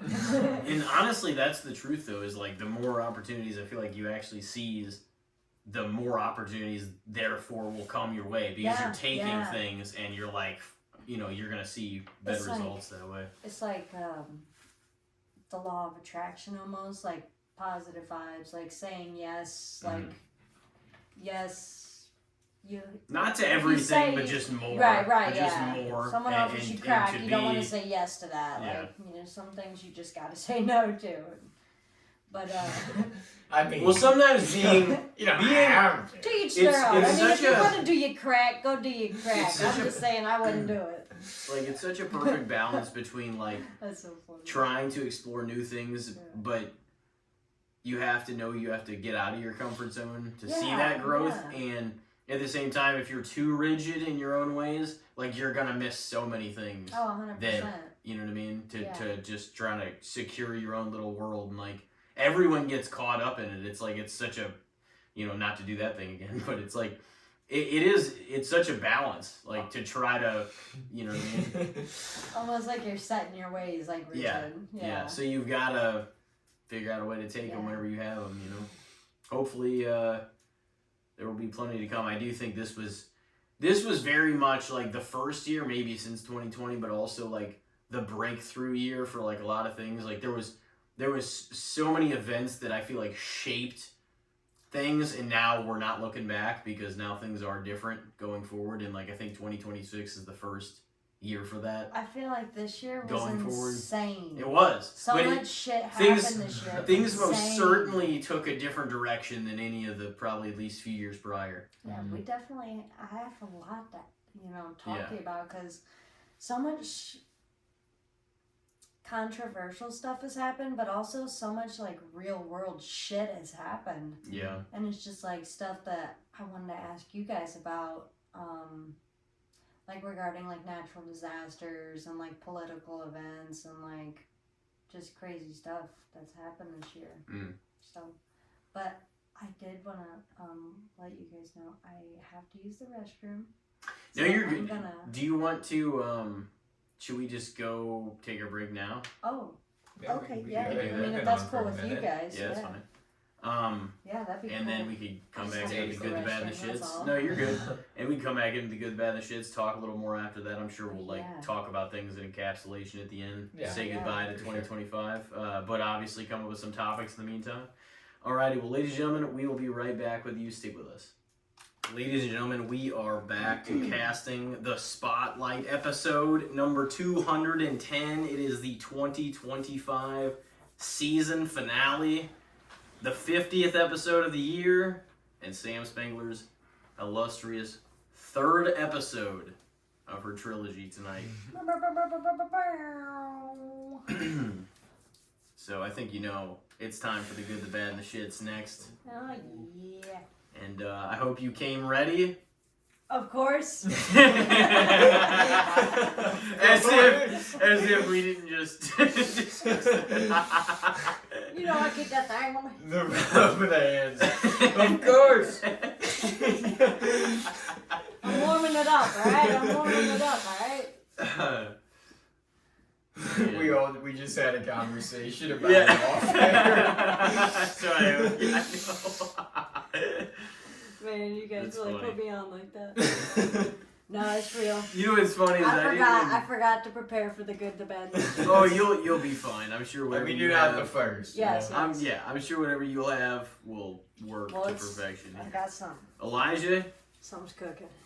do you want to lead us off? Yes, please. Yeah. I would, but.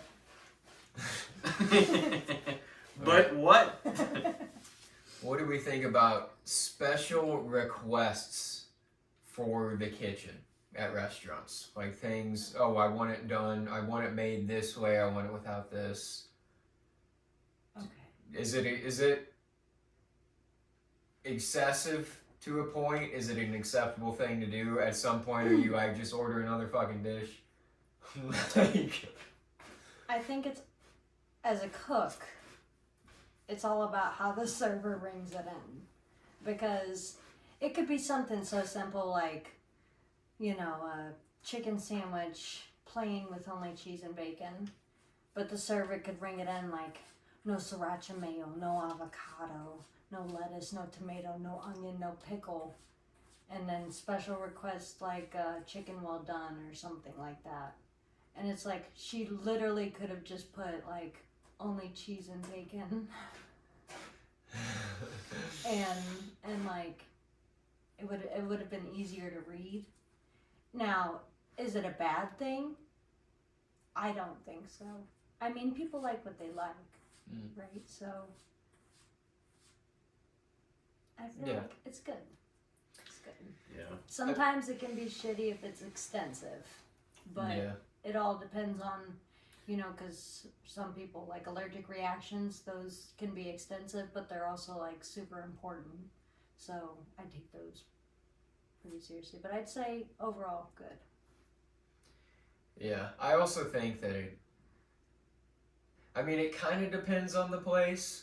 Because, like, if it's a more sit-down, upstanding restaurant, okay, I think it's more okay to be like, hey, is it alright? Make it like this. You know what I mean? Yeah. But, like, if you're going to McDonald's or, like, a fast food place where you go through the drive-thru and there's a line of cars there, and then you get your thing and you're like, there's fucking pickles on here. You know what I mean? It's like, bro, you got this, I mean, we've talked about this on here before. It is almost kind of like, yeah, you can still kind of make those requests at those places, but it's like, I've had it before too where I'm pissed about it, where I'm like, oh, man, I'm more pissed when they leave things off that I ordered on, like, dude, I ordered a bacon double cheeseburger. How are you not going to give me any bacon? Like, that'll make me kind of mad. Yeah, So that's easy. a valid reason to be upset. Because Something it's like that. You're looking forward to the bacon. And we all know that's the reason it's $3 more than it would be, because it's bacon. The pickle situation where they're like, oh, I ordered it no pickles, and they Or- fucking put pickles on it. Or What onions the or fuck? anything like that, or ketchup or mustard. It's like, if it's the standard way that it's going to be made, Yeah. and you're like, don't put this on there, and it ends up getting put on there, like you can't really be mad about it. Yeah, It's no. like, this is, It's habit yeah, for them. this is going to happen. Just be like, ah, fuck, and then you wipe it off. Happens. Well, that's the thing I was going to say, too. It's like with the pickles, it's like, oh, you didn't want the pickles on it, and just pick the pickles off. Like, you know what I mean? Like, it's that simple. Yeah. But, like, with mayo, it's not that easy. I don't like mayo. I used to when I was a kid, but I don't anymore. And it's kind of the same situation I was telling you earlier with the ranch and, you know, having to wash the cups out, doing chores and stuff. But, man, I'm telling you, I don't like mayo. So anytime I order a McChicken from McDonald's, I always order no mayo, add cheese. Because I just like cheese, lettuce, chicken. So good. Such a good combo. And ordered it one time, and they put mayo on there. I was just like, oh, darn. Now I gotta go back through the drive-thru. No big deal. Just ordered another one. You know, they're like, oh, no problem. Just pull forward. We'll get that taken care of. And they're like, oh, you can keep that McChicken. And I was like, I'm not gonna eat it, but okay. So I took it home, and I think I ended up giving it to somebody. Or, I don't remember what happened to it, but I didn't eat it. Yeah, that's the thing. They can't really, like, if you give it back to them, all they're going to do is go, okay, throw it in the trash. Yeah. You know, so. They have a food waste bin, too. They could throw it in, but I don't know, like, post-COVID, what they're doing anymore. Yeah. Well, I feel like there's got to be some sort of regulation against, because, like, if you drove away with it in your car, then it's no longer their, you know, it has nothing to do with them. Right. And it's been in you, like, with you in your space, and, like, nobody knows what happened to it or whatever, so it's not like they can just be like, yeah, let's put it back, throw it back on the burger We'll rack. take it. Yeah, I don't know. Yeah, no. Well, wait, okay, what was your topic? Just special requests at Special restaurants. requests. You know, I wanted to think this through a little bit without, like, ripping into certain aspects of it. Because,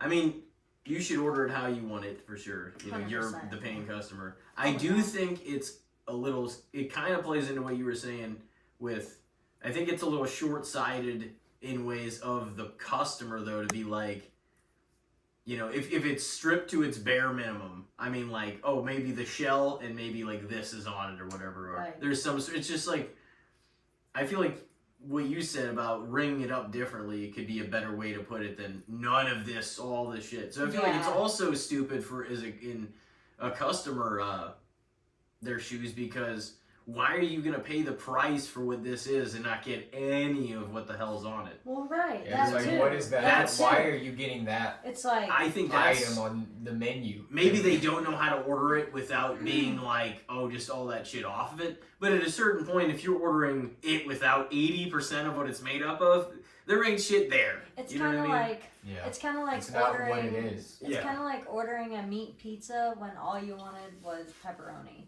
Like you didn't need the sausage, Yeah. the hamburger, the Canadian bacon, the ham, whatever they put on. That'd be weird as fuck. Like, Why the fuck That's would you pay silly. for a You're silly pizza? at that point because it's like now you're paying Dude, people like used to $3, do that at $4 Pizza Hut. extra. Like, they would get a Supreme, or they would get a Meat Lovers, and they would get, like 5 of the ingredients off of it and keep, like, 3. It's like, why are you getting... Oh man. Why are you even getting it at this point? Yeah, no, that's silly goose. That's Yeah, all I'm it's saying. just- You're just paying more, is all. But I just think that's funny. That's It's what that's what I kind of meant too, though. It's like, why would you even order that item on the menu? Yeah. That's Exactly. not, you don't Yeah. really want that. Exactly. item. Exactly.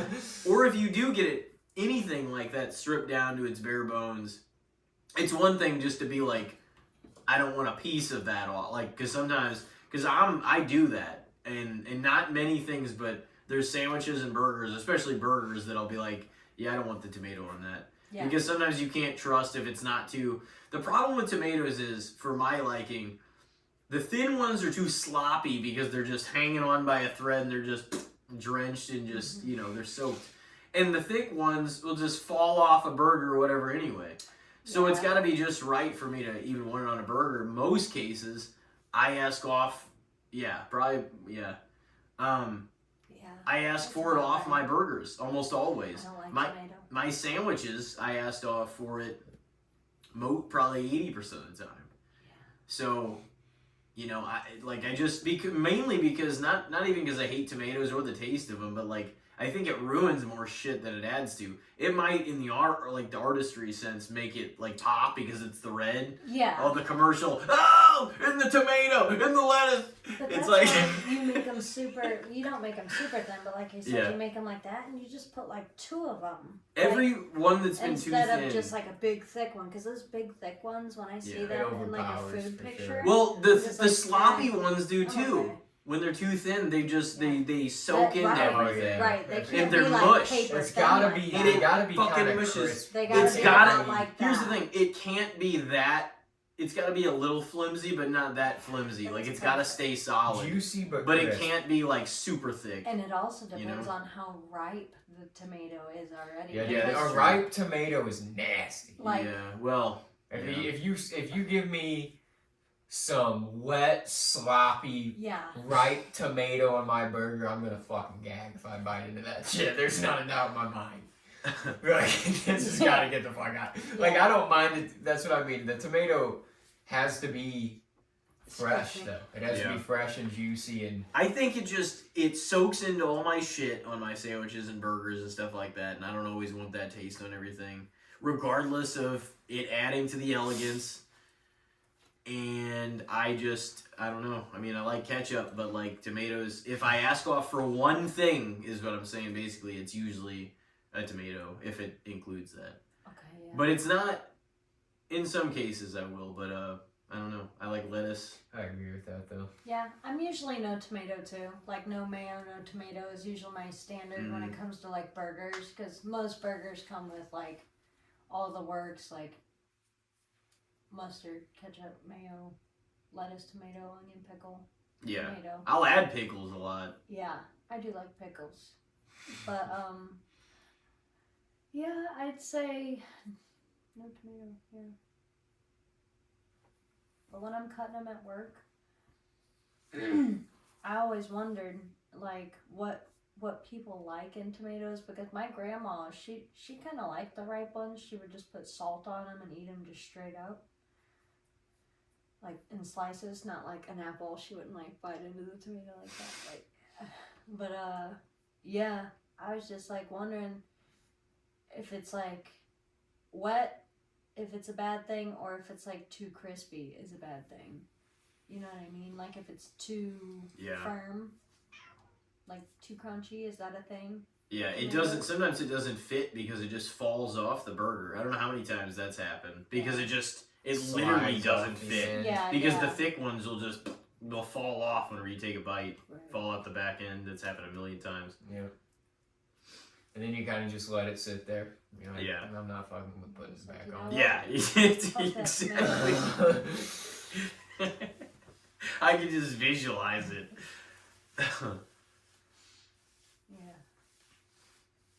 Well, yeah, you said you don't like them anyway, so it's pretty... Okay, that's pretty much our consensus there. Yeah, other than that, I mean, I don't really ask for things to be, like, I'm not a big fan of blue cheese, and that's one of the only things I just don't want to eat. And to your point, I'm not going to order, is he going to order the chicken cordon bleu? Probably not. If it's got fucking blue cheese on it, like... Whatever, but it's like, why would I bend over or make them bend over backwards? Just so I can like the thing that I don't really like, but I'm gonna fucking order it anyway. And why the fuck's it $19? Because you ordered it as the thing. Yeah. So I'm also of the opinion that every single menu has something everyone will like. You know what I mean? Yeah. Like, it's absurd to be that picky to a level where, unless there's some sort of, you know, if all of their food has something in it that you can't eat, whatever, like, that might be a special thing. Like, but for the most part, in almost the entire population, you can fucking eat something on every menu. Yeah, I try not to substitute too much. Like, Yeah. there's some stuff, like, it's just, like, it messes with my stomach. So it's, like, earlier it was, like, jalapenos sometimes mess with my stomach. But, like, we were talking about McDonald's. I don't like those little onions that they use on their cheeseburgers. I don't either. So I always get it with no onion. So, I mean, that's the only thing I really take off, though. I like the, like, round, crisp onions. Yeah, on like burgers. regular raw onions. Yeah, but I don't like those little chopped bits. No, they're just dehydrated onions that are rehydrated in boiling water and then put in a cold station. So it's like they're rehydrated, dehydrated onions. I don't really so like it's you don't like the bits, like, anywhere? I mean, I eat it at White Castle just because I think White Castle's so Arby's fucking good. Arby's I just ones eat aren't White that bad. Castle. I always order mine with no onion at White Castle, but sometimes you'll get like a couple on your burger, and I used to pick them off. I used to be really critical. I'd like inspect my burgers before I eat them, but now it's like I don't really care if there's like a couple on there. I just don't want a massive amount. Yeah. Because those are belly bombers, bro. Like, I love White Castles. Like, we've talked about this before. Like, I have an undying love for But White yeah, Castle. I haven't ate them a whole lot. Yeah, I'm a fiend for it. I try not to eat them so much anymore, but I still love them. I am a craver. Yeah. I'm probably part of the Crave Nation and don't even know it. I'm trying to figure out which direction I'm going to go with this one on overrated, underrated, or fair. You said fair, right? Yeah, I'd say fair. Yeah. Yeah. Yeah, it's you can make it kind of complex for sure, but Underrated or fair? I mean, special. I mean, like, here's the thing. Like, I guess I'll make them, but I'm never too specific in that sense. I'd probably say fair overall, but like, if I had to be inclined in saying, like, the degree of the population that does that shit though, with the stripping it down to its bare minimum and then being like, why the fuck would you even do that? Mm-hmm. That I think is really dumb, and that's overrated. I think if you're going to take away the sandwich or item's identity with your fucking special request, I think that's overrated. Yeah. But asking something off or on, you know, to make it a little different, I don't mind at all. I don't think that's, you know, we all have those little nitpicky things. But once again, if you really hate whatever you're doing that much to strip it down, why the fuck would you even order it? And you know what's funny? Like, back in like the early 2000s when that movie Waiting came out, after that movie came out, a bunch of people were afraid to make special requests or even send their food back to the kitchen. I just want to say, as a cook, you should never be afraid to send your food back to the kitchen, especially if something's wrong with it. Because, I mean, with today's prices and just inflation, with rising food costs, like, we're paying good money for the food that we're eating. Yeah. So it's like, why not? Like, well, just send it back. It'll be okay. I mean, you don't want it to fucking poison you if you're really that's what suspicious people about are it. afraid of, yeah. You know? But, I mean, a lot of these day and age, I feel like you can't really get away with that in the kitchen as often. Yeah. Because, I mean, especially where I work, there's cameras everywhere. Yeah. I mean, if there's not cameras, there's actual people. And a lot of people now, especially, like, post-COVID, take germs and all that very seriously. So I'd like to think that, you know, people aren't dropping food on the ground and, you know, serving it or whatever. But I can say for the kitchen I work in, we definitely don't do that. So. But I've worked in kitchens before where I've seen people try to throw it back in the fryer or serve it, and I'm just like, no, throw that away, redo it. Like it's okay. It'll only take 5 minutes, 10 minutes at most. Well, it's okay. Well, the rest of the food's up, so we reheat it. It's okay. We can all three speak from a perspective as the consumer and of the person like making the food or delivering the food or making the food, however you want to say it. Building it though, yeah, for sure. I built the fuck out of some meat mountains and Arby's. That shit was absurd. Like people came through and they're like, "Yeah, I want 8 of them." It was like 2 ounces or 1.5 of like every meat that we had, and it was like an off-menu item. And somebody that knows about it was like, "Yeah, I want 8 of them." It's like that's all our fucking meat.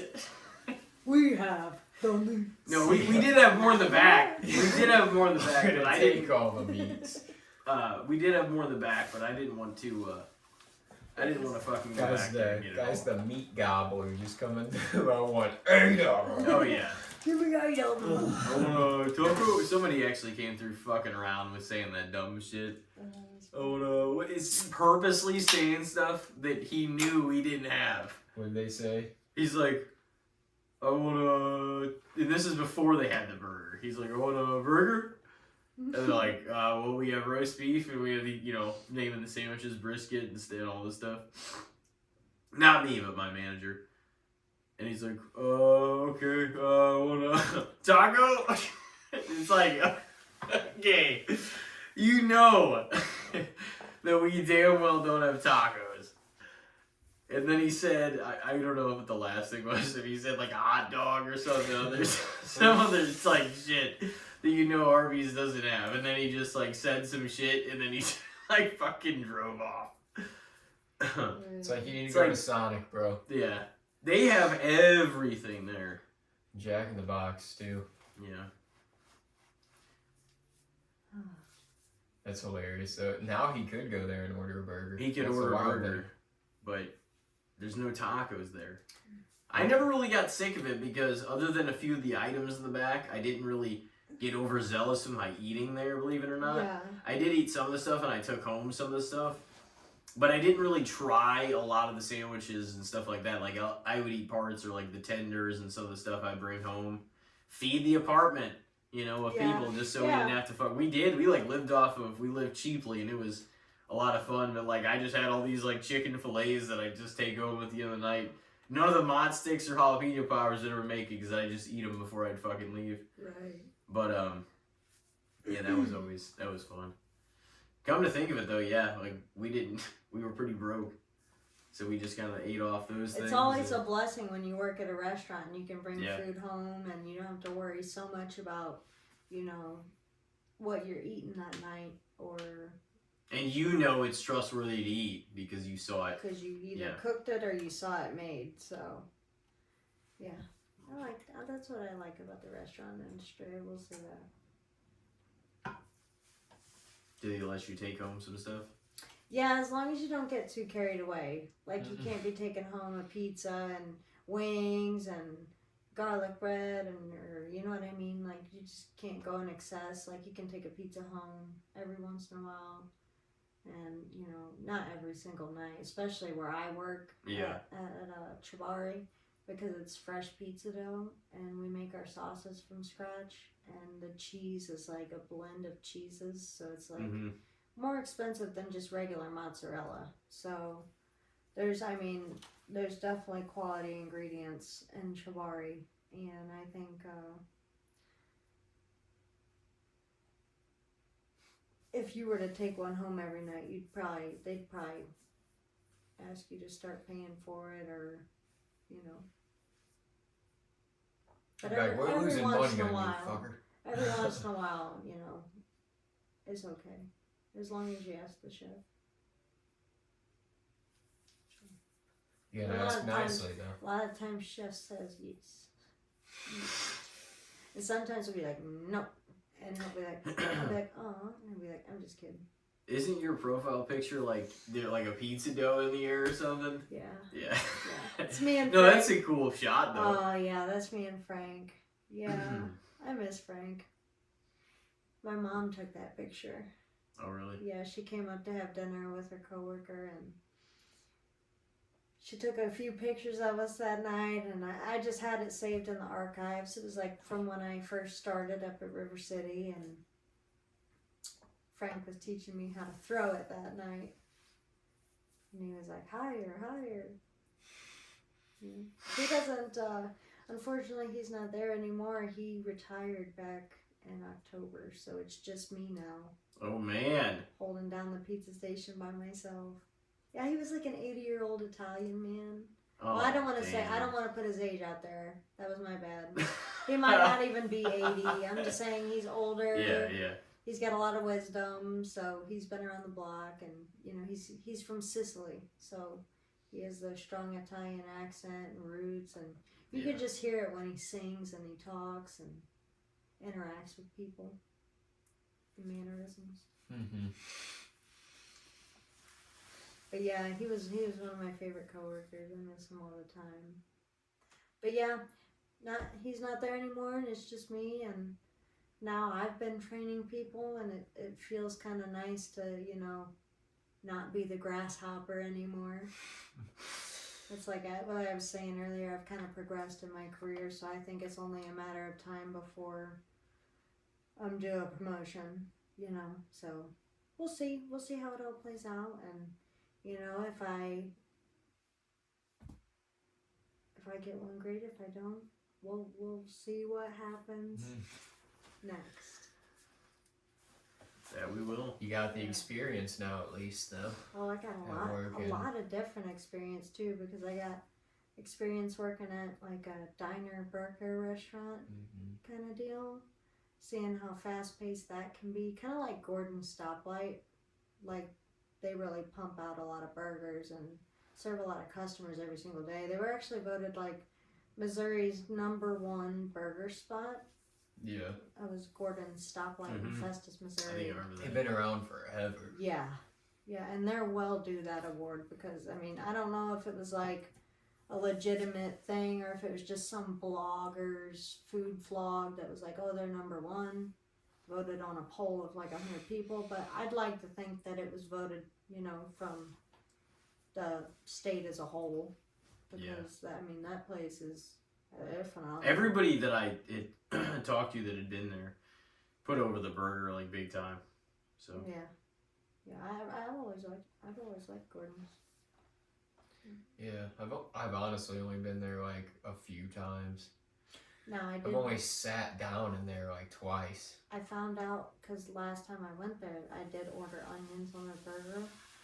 They use little diced onions, and I don't know if they're like the dehydrated ones like McDonald's uses, but I wasn't really feeling them. So just FYI, don't get onions on your burger if you go there, Elijah. Yeah. Because it kind of tastes like it, but it was still good. I mean, quality burger. You could look past it. Yeah, I didn't need the onions at the end of the day. I could have had some pickles, some lettuce, and been all right. Yeah. That's how I used to do it when I was a kid. So. Pickles, lettuce. Pickles and lettuce and cheese. No sauce, no like ketchup, mustard. I mean, sometimes it just depended on the day and my mood. Because sometimes I just eat a plain burger, just plain cheeseburger. Yeah. That was a lot of protein, no bullshit. Gotta love it. You don't get the bullshit in excess. No, just give me the shits. Although I do love, like, that's the thing is, like, I still will get, you know, the buns with, you know, burger, if I'm going, like, out or getting stuff at, like, a restaurant or, like, fast food place, but I'm like, if I just stop buying bread, then I won't be giving into, like, having to eat at every meal. Oh, I'm going to add this to it, but yeah, it's a lot. Bread, it's weighty. It really is. I mean, like, you just have a little bit and it fills you up. It's like Texas Roadhouse. You go there for steak. I mean, most people, they know they're going for the rolls, but a lot of people... and the cinnamon butter. They go for steak, they get filled up on rolls, and then barely eat any of their steak. Yeah. And it's just man, like... the rolls are that's so a good example though. In itself of how bread can fill you up that fast, because Texas Roadhouse rolls are superior. They're superior rolls, like they're top tier. I always thought Ryan's. You remember that store or that I restaurant, love- Festus? Yeah. Oh, I love. I always thought Ryan's had like some of the best rolls of all time. Oh my gosh, Ryan's has some good food. They did. You know what I loved about Ryan's? It was like on Fridays or Saturday nights, you could go there, pay All for you the can buffet. All you can eat steak, bud. You know how many times I went back up for steak? Mm-hmm. I had like three plates at one point, and I went up for steak like 3 different times, and they're just little bitty skirt steaks or whatever. But I mean, they were decent size, I feel. But yeah, those steak guys kept looking at me like, again. Their okra was really good there, and I don't really seek eating like okra anywhere, but that was Yeah. actually really good. I like their Their buffalo ice chicken. cream, they had the chocolate, the vanilla, and then the swirl. The soft serve. Oh yeah. my Yeah. god, that was Yeah. good. That's what started like my love for like soft serve ice cream Oh, was yeah. Ryan's. Yeah. We went there on like Yeah, Friday some good nights stuff. pretty frequently. Their bourbon chicken was good, Mhm. and their fried See, chicken. like all I the like all that. the standard buffet Yeah, items. mashed potatoes, spaghetti, the corn. I mean, it was all top tier. That's probably a deal, like looking back. Like, I just however remember- much it was. I remember Especially my from brother. a modern lens. Yeah. Oh yeah, back in the day, yeah. That Like was we a went good there deal. probably in like the 2000s and like mid 2000s and late all the time.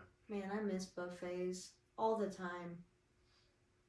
Almost got a group together. I went to Ponderosa this year. COVID shut those fuckers I'm down. serious. They're like, no buffets. No buffet. I mean, there's still like Asian and Chinese buffets all over though. I know, and that's why the fuck aren't there anyone else's? That's what doesn't make any sense. Dude, and honestly, I feel worse doing it now than I used to, but I can still get down on a Chinese buffet every now and then. Every great once in a while, yeah. I just gotta go in on the right day when they're still a little, they're a little busy, but they're not really too busy. Like they still got a lot to choose You from, feel but they're real going bad through there, stuff, though. so it's fresh. What did you say? You feel? Oh, really you feel bad in there, Why? dude. Like I went there with my mom, like probably within the past year and a half. Just me and her. We went like midday one day, and it was like us, and there was just old people like on oxygen, and like real heavy people. And those are the only people in there. It was like, it felt like daytime at the casino, bro. It was Oh, like, man. oh, what are we doing in here? For the food, I mean, it tasted good, Yeah.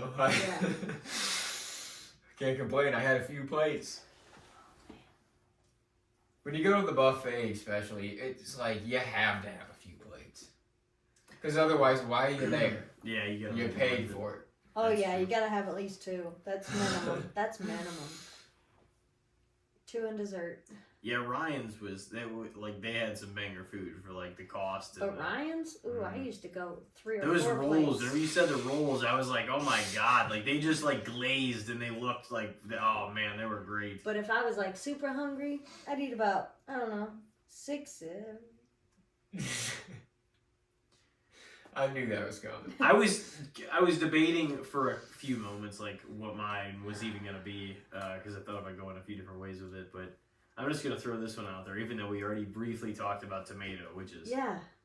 1/3 of the thing I'm going to talk about. What do you guys think of I BLTs? think that might be where you would go with Ooh. this. See, honestly, I never understood a BLT really because like how and I do love bacon, but how is that enough as like the foundational meat for the sandwich? Because you gotta put about 12 slices of bacon. And Is it a lot of bacon? You have, well, the thing about a BLT is like the bacon is not gonna fit on the sandwich unless you break it in half. So you gotta get 12 full pieces, break them in half, so you have 24 pieces of bacon. That's a shitload. Well, it's a beef. I feel like places bitched out though and tried to only put like 6 pieces. Oh, of yeah, I mean, bacon that's how on it goes. there. Yeah. Why would you pay? That's what I mean. You need to get your money's I mean, worth. yeah, So, yeah. like, I think 12 pieces of bacon is so fair. A lot of places, when they do BLTs, they'll put about 4 full slices, which is 8 half slices. These people so it's give like you 1, 2, 3, 4, 1, 2, 3, 4. But I think it needs that extra boom, boom, boom because something about bacon on a sandwich, you just want a lot of it. Yeah. And it's like, if that's all you're getting for the meat on the sandwich, you definitely need that extra. Yeah, that was my point. I'm like, I don't know if, like, I mean, I've never really ordered a BLT, I don't think, honestly. When and I after go all out, these years no. and all these sandwiches and all this stuff, I don't know if I've ever consciously ordered it before. One time at like a Huddle House type diner, probably, Mm-hmm. for me. That's literally when I was younger, when I was a kid. And I said, no tomato, add cheese. I don't like tomato. Yeah. So I called it a BLC. I would like eat all three of those things, even though we all just ripped apart tomato earlier.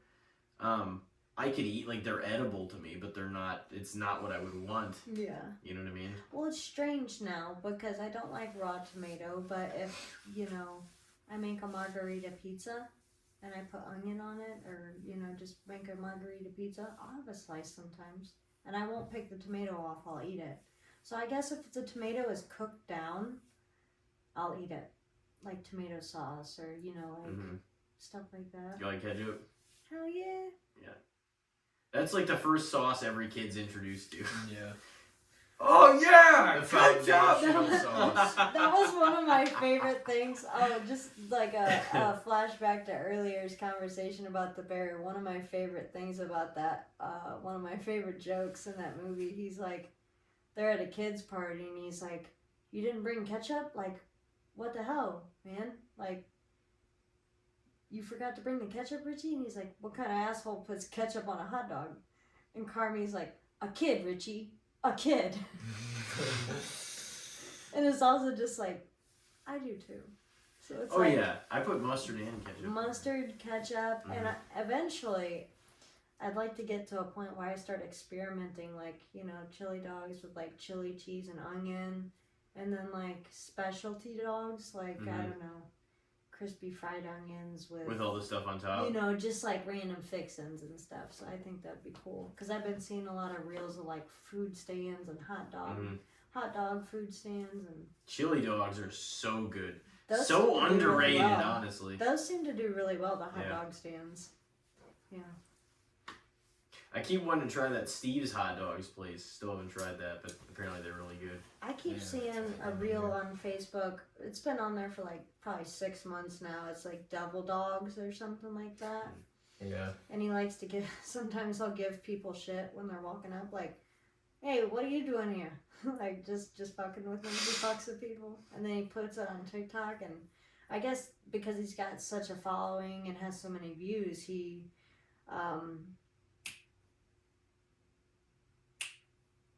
TikTok pays him, and he pays for people's food sometimes when they come up. He's like, oh, it's on the house. And I just think that's really cool to like give back when you're, making money off of content. That's a cool way to give back, especially, and to like, kind of like put your business out there. Because I think he's got like 1 million followers on TikTok for a hot dog stand. And I think it's in New York or something. It's close. It's New Jersey. That's probably why. Yeah. He sees a lot of customers. You can every hear day. it in his accent, like he's from up north. Mm-hmm. So, but yeah, they seem to do really well. The hot dog stands. Yeah.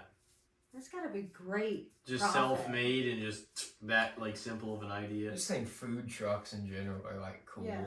Oh yeah. Yeah. I'm a big food truck fanatic. I love food trucks. My favorite so far, I'd probably have to say Marco's Tacos. 100%. It's easy, hands down. Have you guys had Marco's Tacos? I think I actually have, yeah. Okay, cool. That's one that I'm pretty sure my work, like my boss, had them come for lunch. Yeah. One day and just put it on the house. I'm like, this is pretty fucking fire. I'll just take like a bunch of mini tacos and shit. They're quality tacos. I'm saying. I mean, everything they have is quality, but what I got was the burrito tacos with Spanish rice, And gosh, they were just so savory and good, and I could eat them every day of the week. I really could. I like tried one of each meat. I'm pretty sure. I like got a bunch of mini tacos, and I'm like, oh, let's do one of each. Yeah, why not? Yeah, I should try some more of them. I should try some more. Marco's Tacos. Like I said earlier, I'm just a creature of habit. I like to order the same thing until I'm sick. Yeah. And finally try something different. I mean, I do the same too, because it's like I try not to get the same place that close back to back. So it's like by the time I go back to that place the next time, I'm usually looking forward to that menu item again. Wow. So it's like I'm just gonna end up ordering that thing again from that place because I don't order the same place that often, you know. Yeah. What do you think of the old BLT? Oh, Okay. BLT, man. I'm like kind of with you guys. Underrated. Ooh.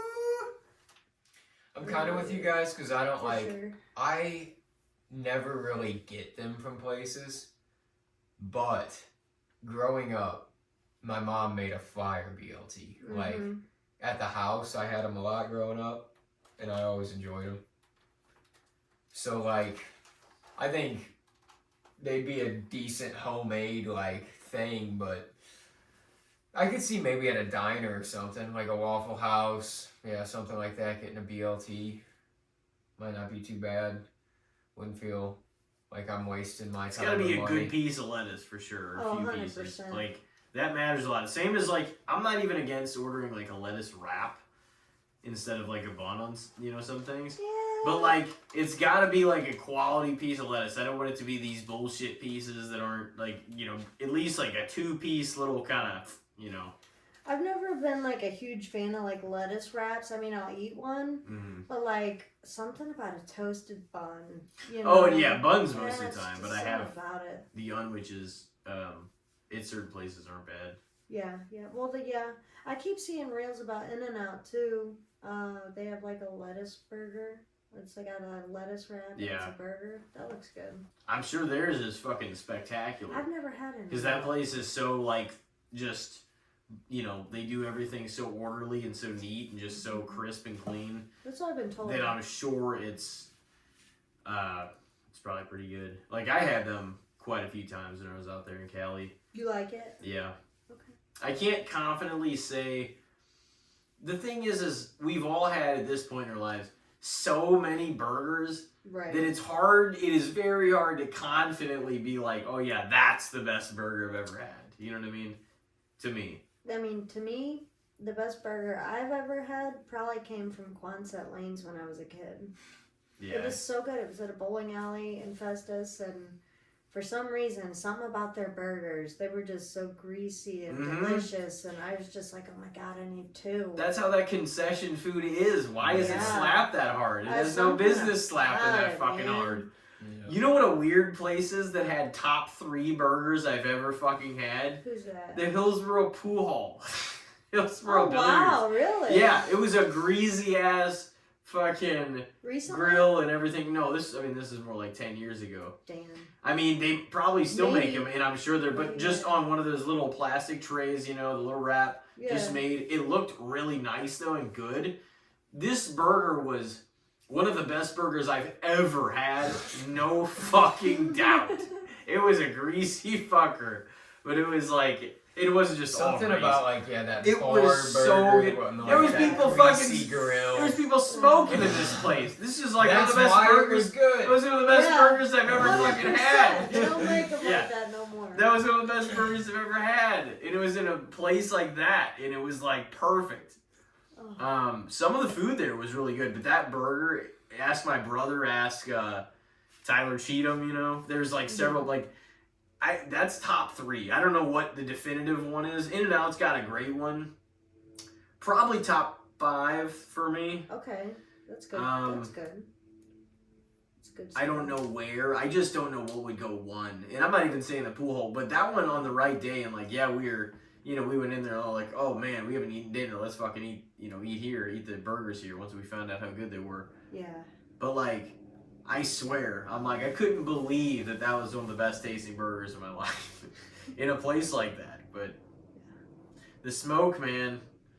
I mean, yeah, it's like a lot of the times some of the best food comes from some of the like dingiest looking places. You know what I mean? Like some of the hole in the wall. The grease is kind of settled on the walls in here. Like those kind of places, you're like, oh, this is gonna be so good. The places that like the website doesn't work. You've never really heard of it. You're like, where the fuck is this? Yeah, like, limited, in the wall. Limited social media activity. Yeah. There was a few places down in Key West, Florida that had like hole in the wall places like that. And they always had the best fucking food. There was a chicken caprese sandwich at this one hole in the wall cafe diner. And then at this other hole in the wall place was like a Cajun Creole restaurant. And apparently they had like the best Cajun fettuccine in the whole island. So, yeah.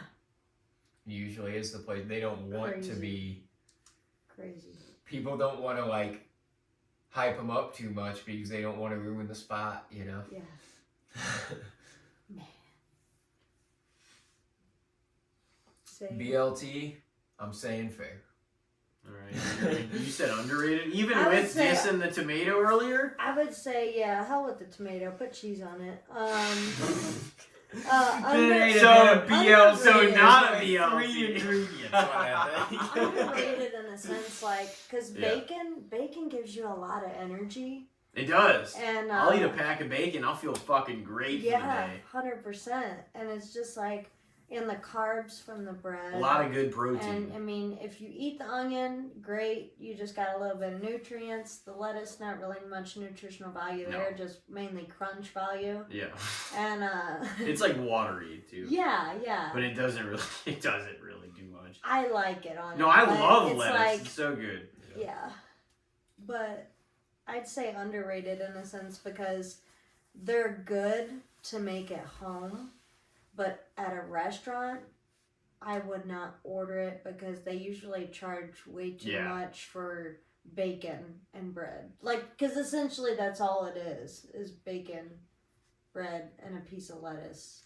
It isn't, if it were at a restaurant, it's probably overrated. But obviously, as a whole, is how we're judging. At home, it can be a pretty good dinner. Yeah, no, that actually makes a lot of sense because at the end of the day, it's really quite simple. So it's like, why am I going to pay $15 for it? You know what I mean? Yeah. If not more, who knows these days?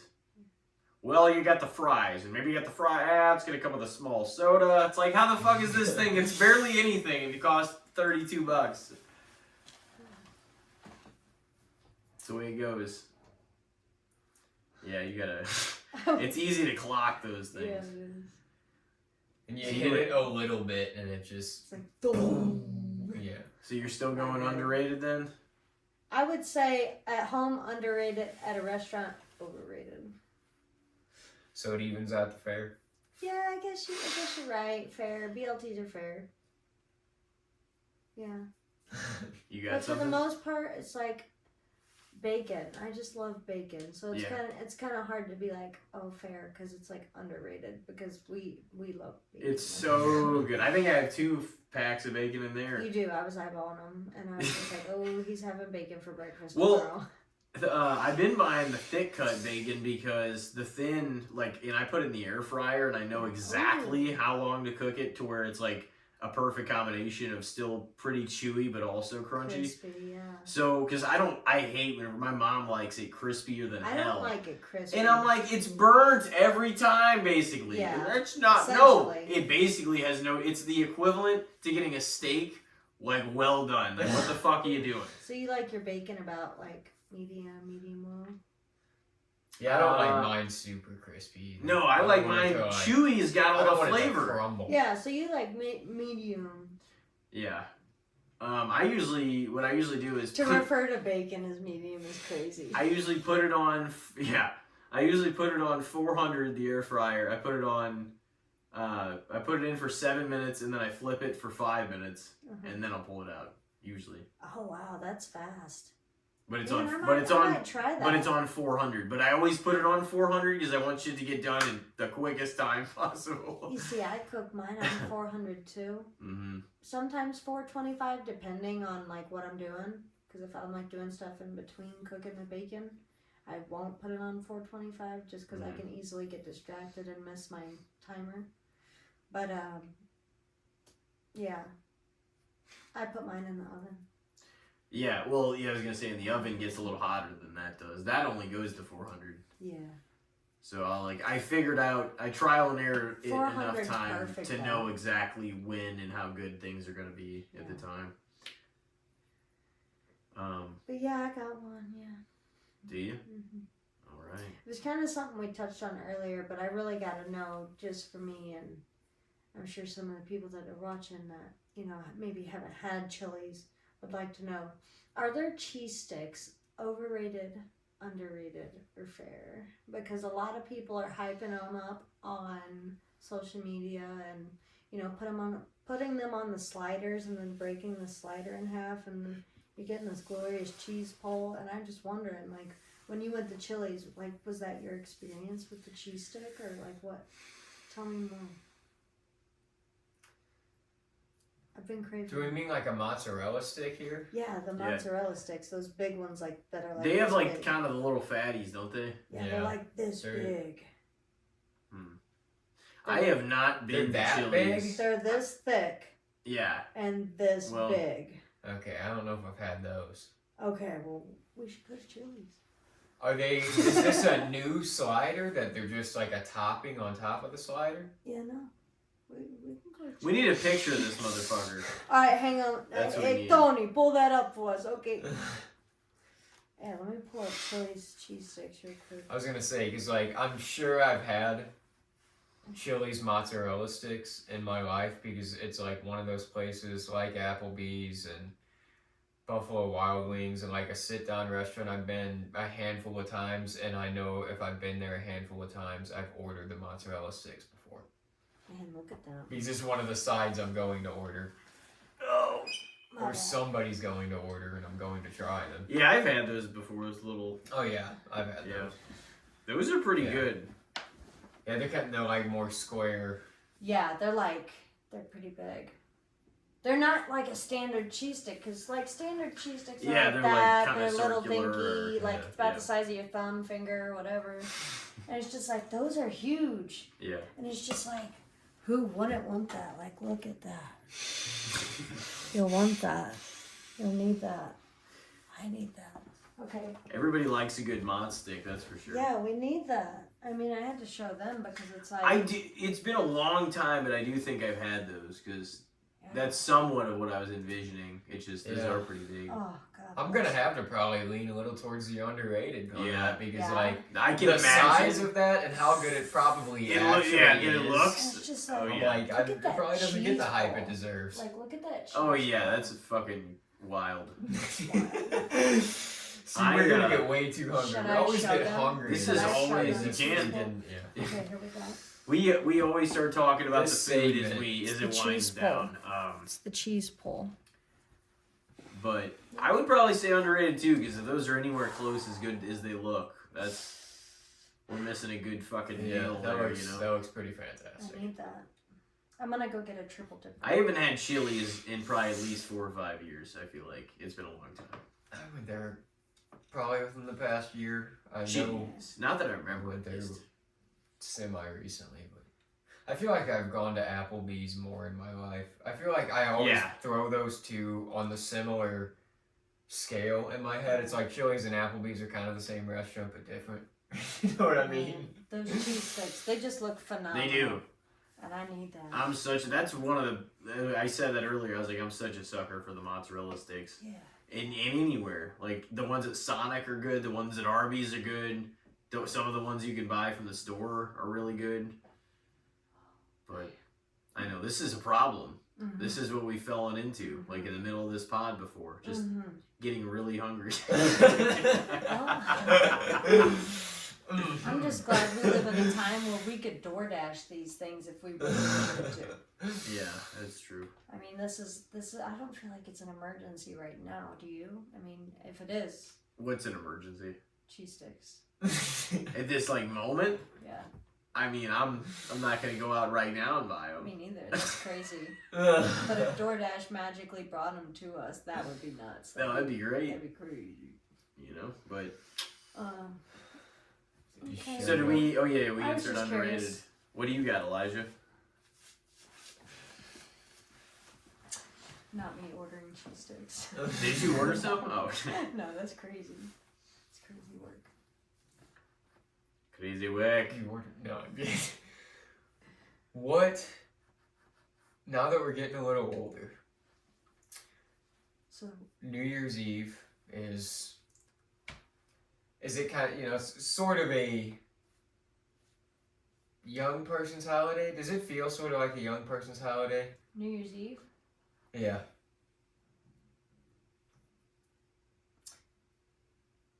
Yes and no. I feel like I don't get as excited about it as I did when I was a kid. Like I used to be like, ah. Yeah. And now it's like hit or miss. Like some years I'll be like, Happy New Year, you know what I mean? Like get loud and bang pots and pans and set off fireworks and go streak through the neighborhood. I just came about that last part. But yeah, no. It's just like hit or miss, like what years I get, you know, super stoked for the following year, and sometimes I'm just like, oh, it's just another day, like, so it's just like, just kind of depends on the year, I guess. Yeah.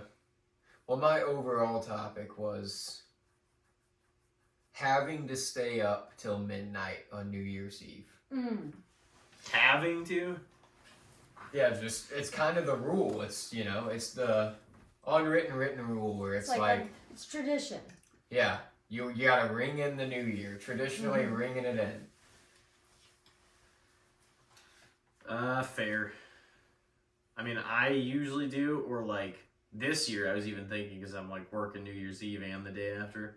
I was like, maybe I'll, even if I feel sleepy, maybe I'll go to sleep earlier and then like still wake up in time to see it change. But then I'm probably gonna go back to sleep anyway.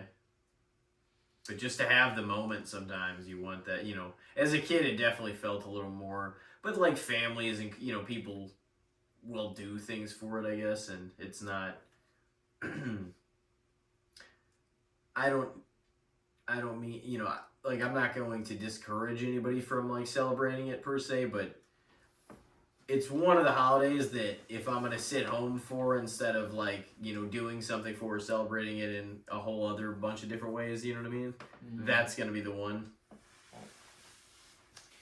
Yeah, it's kind of also like the wind down to the holiday season, it always feels like. It's kind of like, man, I just did a lot of stuff with people for Christmas and stuff like that, you know what I mean? So you almost feel, I don't know, especially now into adulthood, it's like I almost feel more inclined to just kind of cozy up at the house and watch the countdown thing on TV and see what's going on there. Sometimes some of the just people chill. hosting get really drunk and it's kind of funny, you know? Yeah. So, but yeah, I mean, that's what I even thought this year is I'm like, I don't know if I'm not going to force myself to stay up for it. Like, I don't always make it till midnight nowadays, you know? Like, I don't, like, typically ever during the week because that wouldn't be smart for me because I work early. But, like, even on the weekends because I work early, I don't always make that, like, that late because it's just not my schedule now. So I'm like, I mean, if I guess I'll try, but whenever I was younger, I was like, I gotta, you know, it's part of it. I gotta see it change. I gotta be a part of that.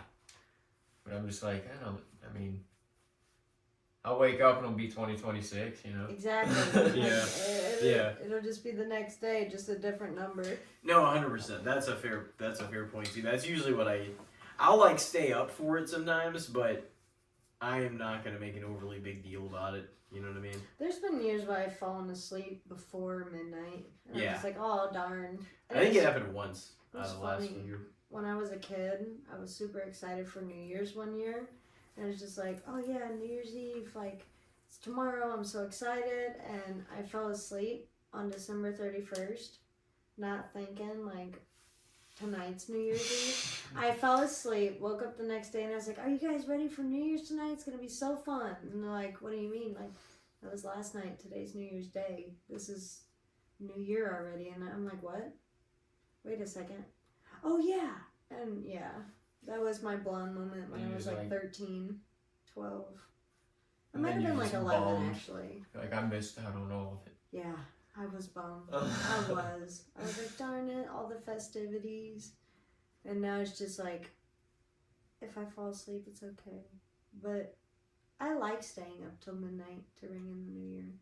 Because I like to watch it on, like ball drop. The ball drop, yeah, the countdown. Yeah, I mean, it is, some of that stuff's kind of fun. Like, I'll even watch some of the, like,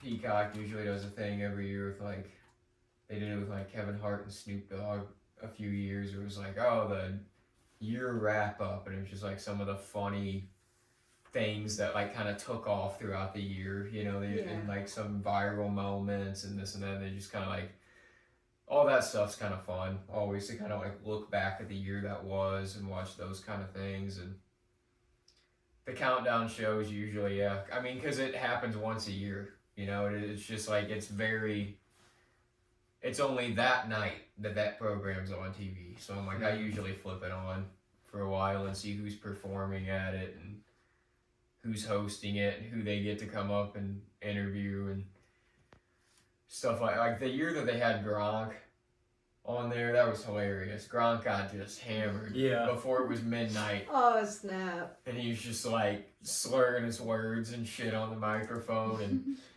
And I'm sure it had to be staged, but like they had this whole Lego bust of Steve Harvey. Like, this thing was expertly done. Somebody spent some time making this. And Gronk was like, "That's really cool, man. Give me that. Let me see that." And he just took it. And he's just like, just Gronk spiked it on the stage when he was already just like slammed it on the ground. And Steve Harvey's just like straight faced, just like, he's like, "I'm never working with him again." He's like, you know how long it took somebody to make this, man? Steve Harvey's probably like, "You didn't have to do all that." Yeah. He's like, they don't even make brown Legos. That is so funny. Yeah, New Year's Eve though, I'm gonna say nowadays having to stay up to midnight maybe a little overrated, but I'm gonna still give it the fair, because like there is still a certain special vibe and festivity feeling around New Year's Eve, but it's like, I mean, I get New Year's Day off, but it's not necessarily, it's never really been one of my favorite holidays, but like, even the older I get, the less that I really truly care about the actual night of New Year's Eve, you know? Yeah. I would say fair too. I mean, I don't think it's like underrated in a sense or overrated, because I mean, I feel like it's valid, you know what I mean, to celebrate on that day or just stay up, you know? Yeah.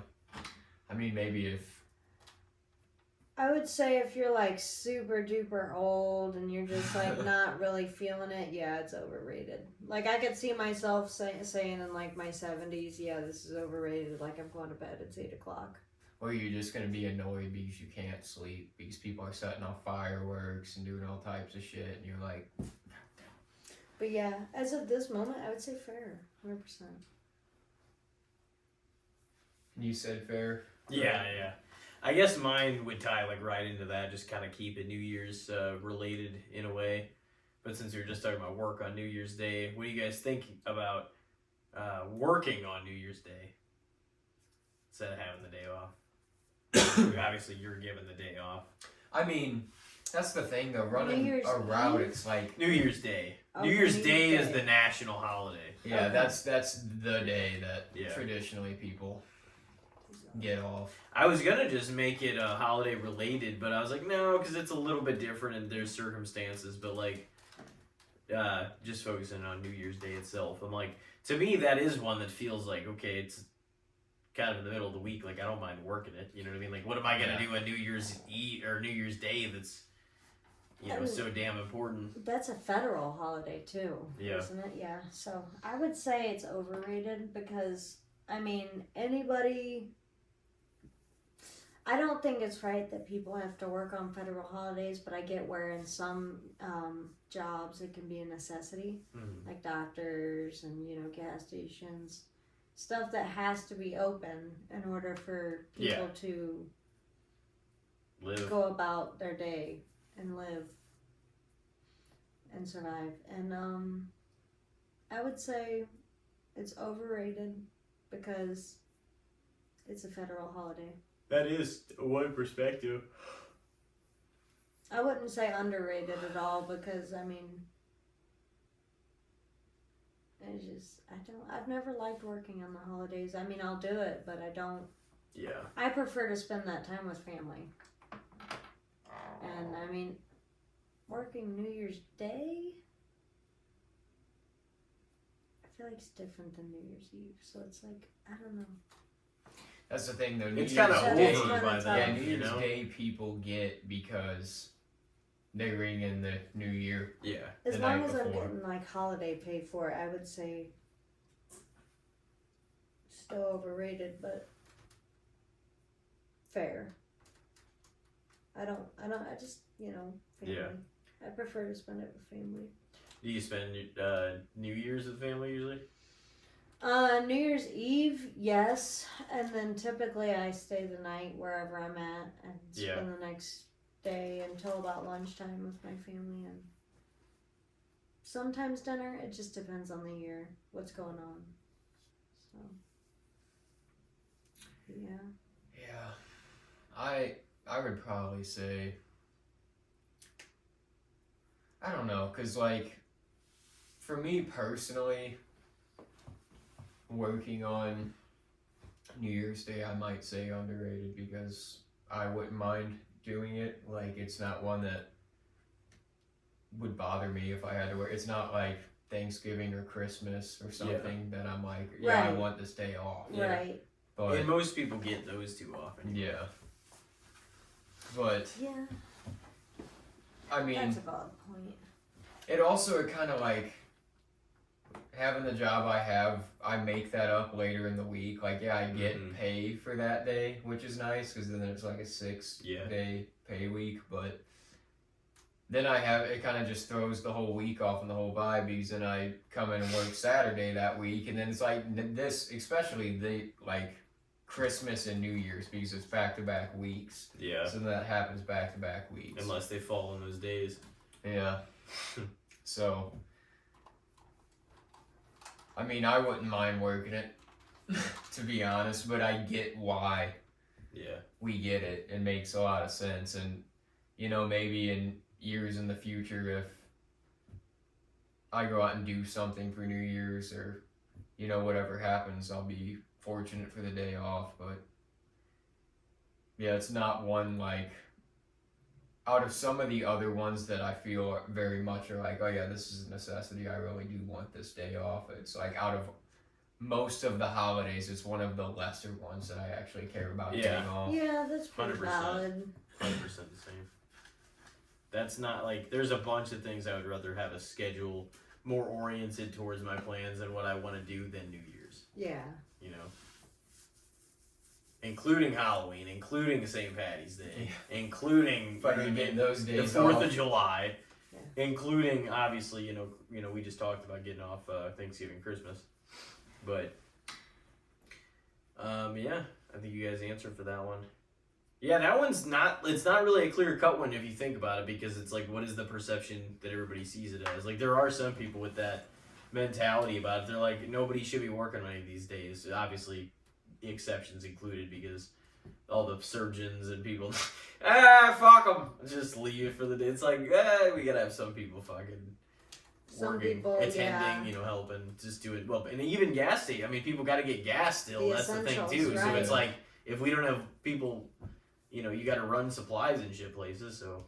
And then truck drivers too. Yeah. Because you know if they don't get to the warehouses in time, the trucks that drive from the warehouse to the stores, the stores aren't gonna get their orders in time. It'll so throw everything off. There's a shortage. So I bet that's what happened with the toilet paper in 2020.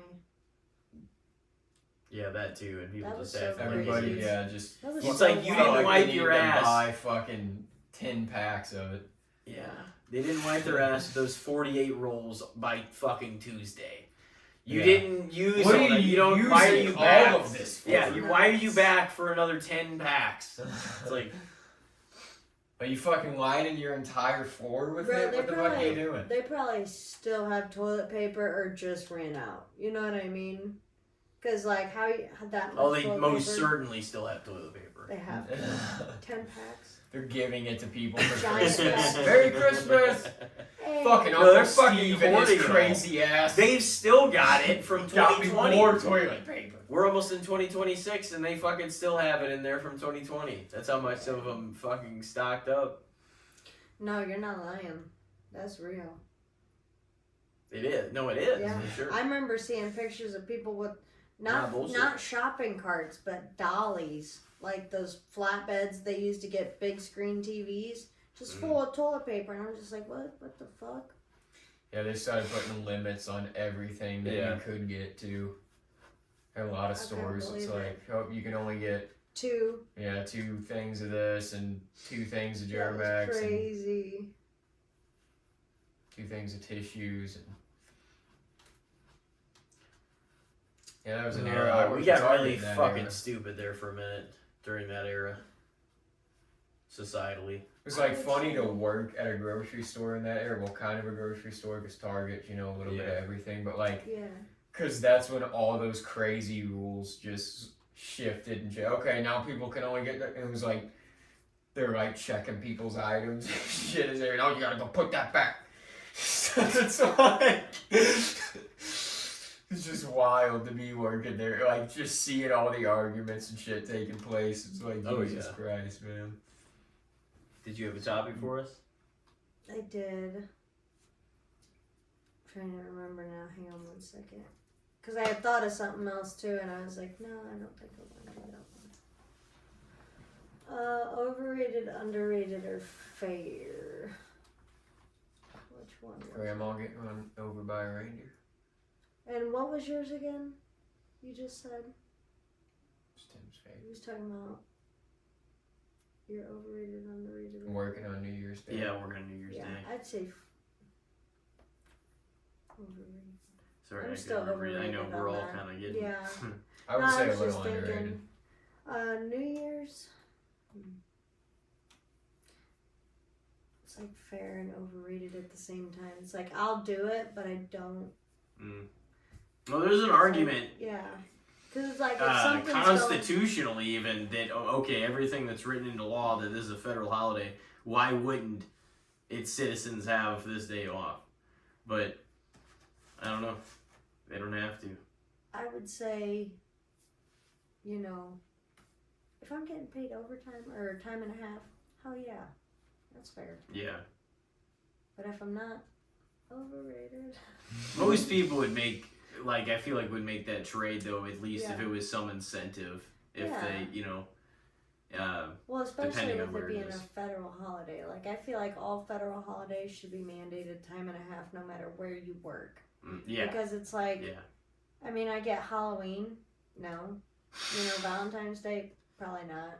But it's still like this, you know, the important days. Like 4th of July. Yeah. And Like 3/16 Day for Stone Cold. Memorial Day. Veterans Day. Like, you know, the ones that the banks get off for too. You know, people should be allowed. It should be optional. It should be optional at least.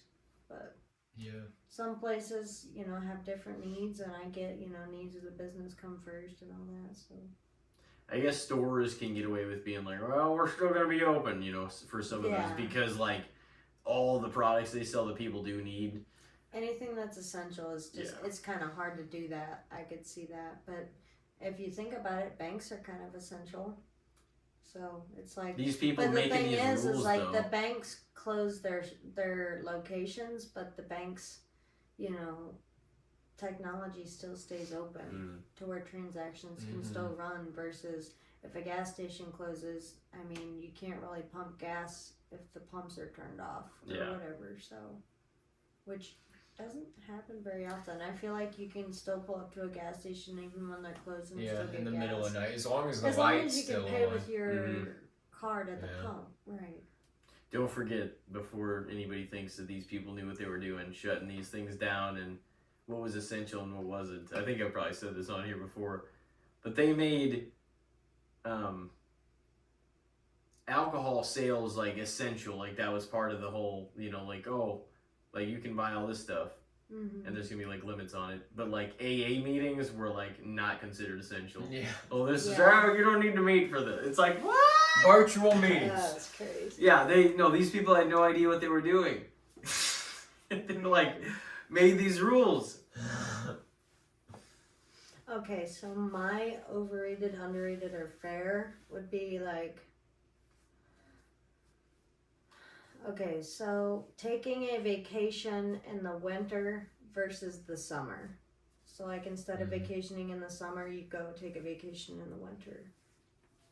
Overrated, underrated, or fair? I definitely think in large part that depends on where you're at and what the weather is like there in order to kind of experience another place's climate. Because like I would see it if it's a different climate for sure, unless that's not the reason you're going there. I mean, you know, you could take a trip anywhere you want for anywhere, you know, any one reason. I would say like anything you want to do, but like if you're going for the climate, it's not going to be something to like the same thing. You know what I mean? You're probably going to be going there for something it doesn't offer. Like say like whenever it's warm here, like you're gonna go to Colorado to go, you know, it's like definitely colder to go and stuff there. skiing or Yeah, whatever. to do something else. Yeah. That makes sense. Or like, you know, going to Florida in the wintertime here. You know what I mean? But would you say it's more overrated? Or during underrated? so how did you phrase it? During So it's like vacationing in the winter versus the summer. Would you rather like summer or winter type? It's probably underrated, but there That's are what I people was that kinda do it. leaning towards too. Yeah, it's definitely I can see because a that. lot of people take it in the summer because that's like the year is kind of closing before the next one starts. It's just a good time for It's everybody. like Typical. July families and too, August. because kids Yeah. are off school and Yeah. July and August, families take a ton of vacations. But I think it's because the timing works out. It's not always. It's just the way things are. So I think more people would take trips in winter if they could, but it's because it's such a more closed window than summer break. In the holidays. It's harder to do that in the wintertime. You know what I mean? In ways. Because some people invest all year. They're like, oh, let's go take a trip at the end of the year, you know, to like go do this thing. Yeah, but if you're just like a couple or like a group of friends or something, like a winter getaway could be a good time. Oh yeah. Yeah. No, so I Yeah, definitely 100%. think it's underrated because, you know, sometimes it's fucking miserable out there. Oh god, the winter can be so brutal. Oh, Yesterday I didn't even want to stop and get gas. It was like, it said it's 15 degrees outside, but it feels like 5. Oh, and I'm yeah. like, you're not lying. Oh yeah. So I got gas. Like today. I know I'm going to adjust. Like whenever I donate plasma or like do something else, like I know there's gonna be a moment whenever my body finally recovers with my heated seats and other shit that I'm going to be like warm again and I'm gonna be able to tolerate it. But like those moments that you're viciously cold in the winter and then like your car's not heated up, you're like, all right, let's turn all this like, on. Come on. And then you feel okay again, like eventually. But like some of those moments are just brutal because I'm like, I don't even want to drive yet until I usually just get going immediately. That's the problem here too, is like whenever I get going in the morning, I don't even wait for it to heat up. Like the first time I go out there, I just go in and then I just fucking leave. Yeah, start it. You know? Unless you gotta clean off your shit. Yeah, which that takes a minute too sometimes. That's always a bummer when you're not expecting that. Like this morning, I had a layer of ice in my window, and I'm like, damn, I didn't really expect that this morning, dude. Yeah. I had some dew and some bullshit on the other day, but today I didn't have anything, surprisingly. Yeah, I didn't Monday, and Monday was colder than today. So I'm like, why the fuck do I got a bunch of ice and shit on my car today? How does this make any sense? Did we both say underrated? Yes. Before we underrated on the underrated, winter yeah. vacation. Oh yeah. And I would say underrated too, just because I feel like I hear more people taking vacations in the summer than the winter. Mm-hmm. But when I lived in Key West, it was crazy because where I worked, it was like a military retail store for their military and their families, and we would get a lot more customers in the winter because the snowbirds is what they called them, people that were not fans like the of retirees the cold, that retirees, old people came from up north. Anybody who didn't like the cold would come down to Key West and stay down there for the winter until it warmed back up to in the north wherever they lived, and they would go back in the spring. And then they'd do the same thing. They'd come back down in the fall and stay down here all winter, and then every winter every spring they'd go back. Yeah. And we called them snowbirds. The old people migrating. Snowbirds. It's usually pretty rich old people because they can afford a place up like north and down in Florida. I mean, there was one guy that used to come in, and I swear he'd bring his dog bring his dog every day. I think his name was Obi or Odie or something like that.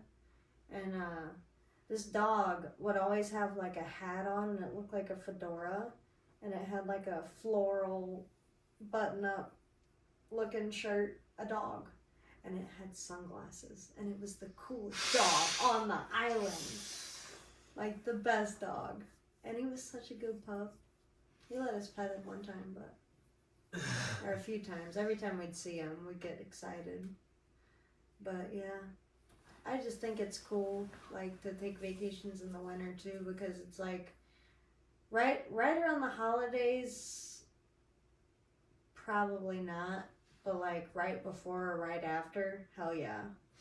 I like to, if I'm staying home taking a vacation, sure, during the holidays. But I don't want to leave and not spend time with family during the holidays, basically, is what I'm saying. It's a staycation.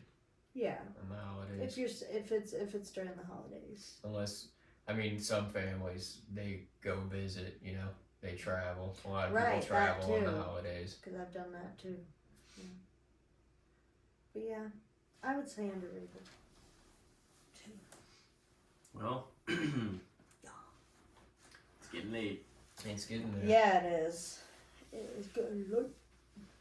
But about that time, before we wrap, to ring in the new year. Is there anything you wanted to ask us or get to that you didn't, or that we didn't talk about off air? Anything else, or anything you want to tell us about things you were doing? Sure, let me think for a second. Oh, I remember wanting to talk to you guys about the Arnold tornado, because I don't think we talked about that on air, or the St. Louis tornado. I can't remember which one.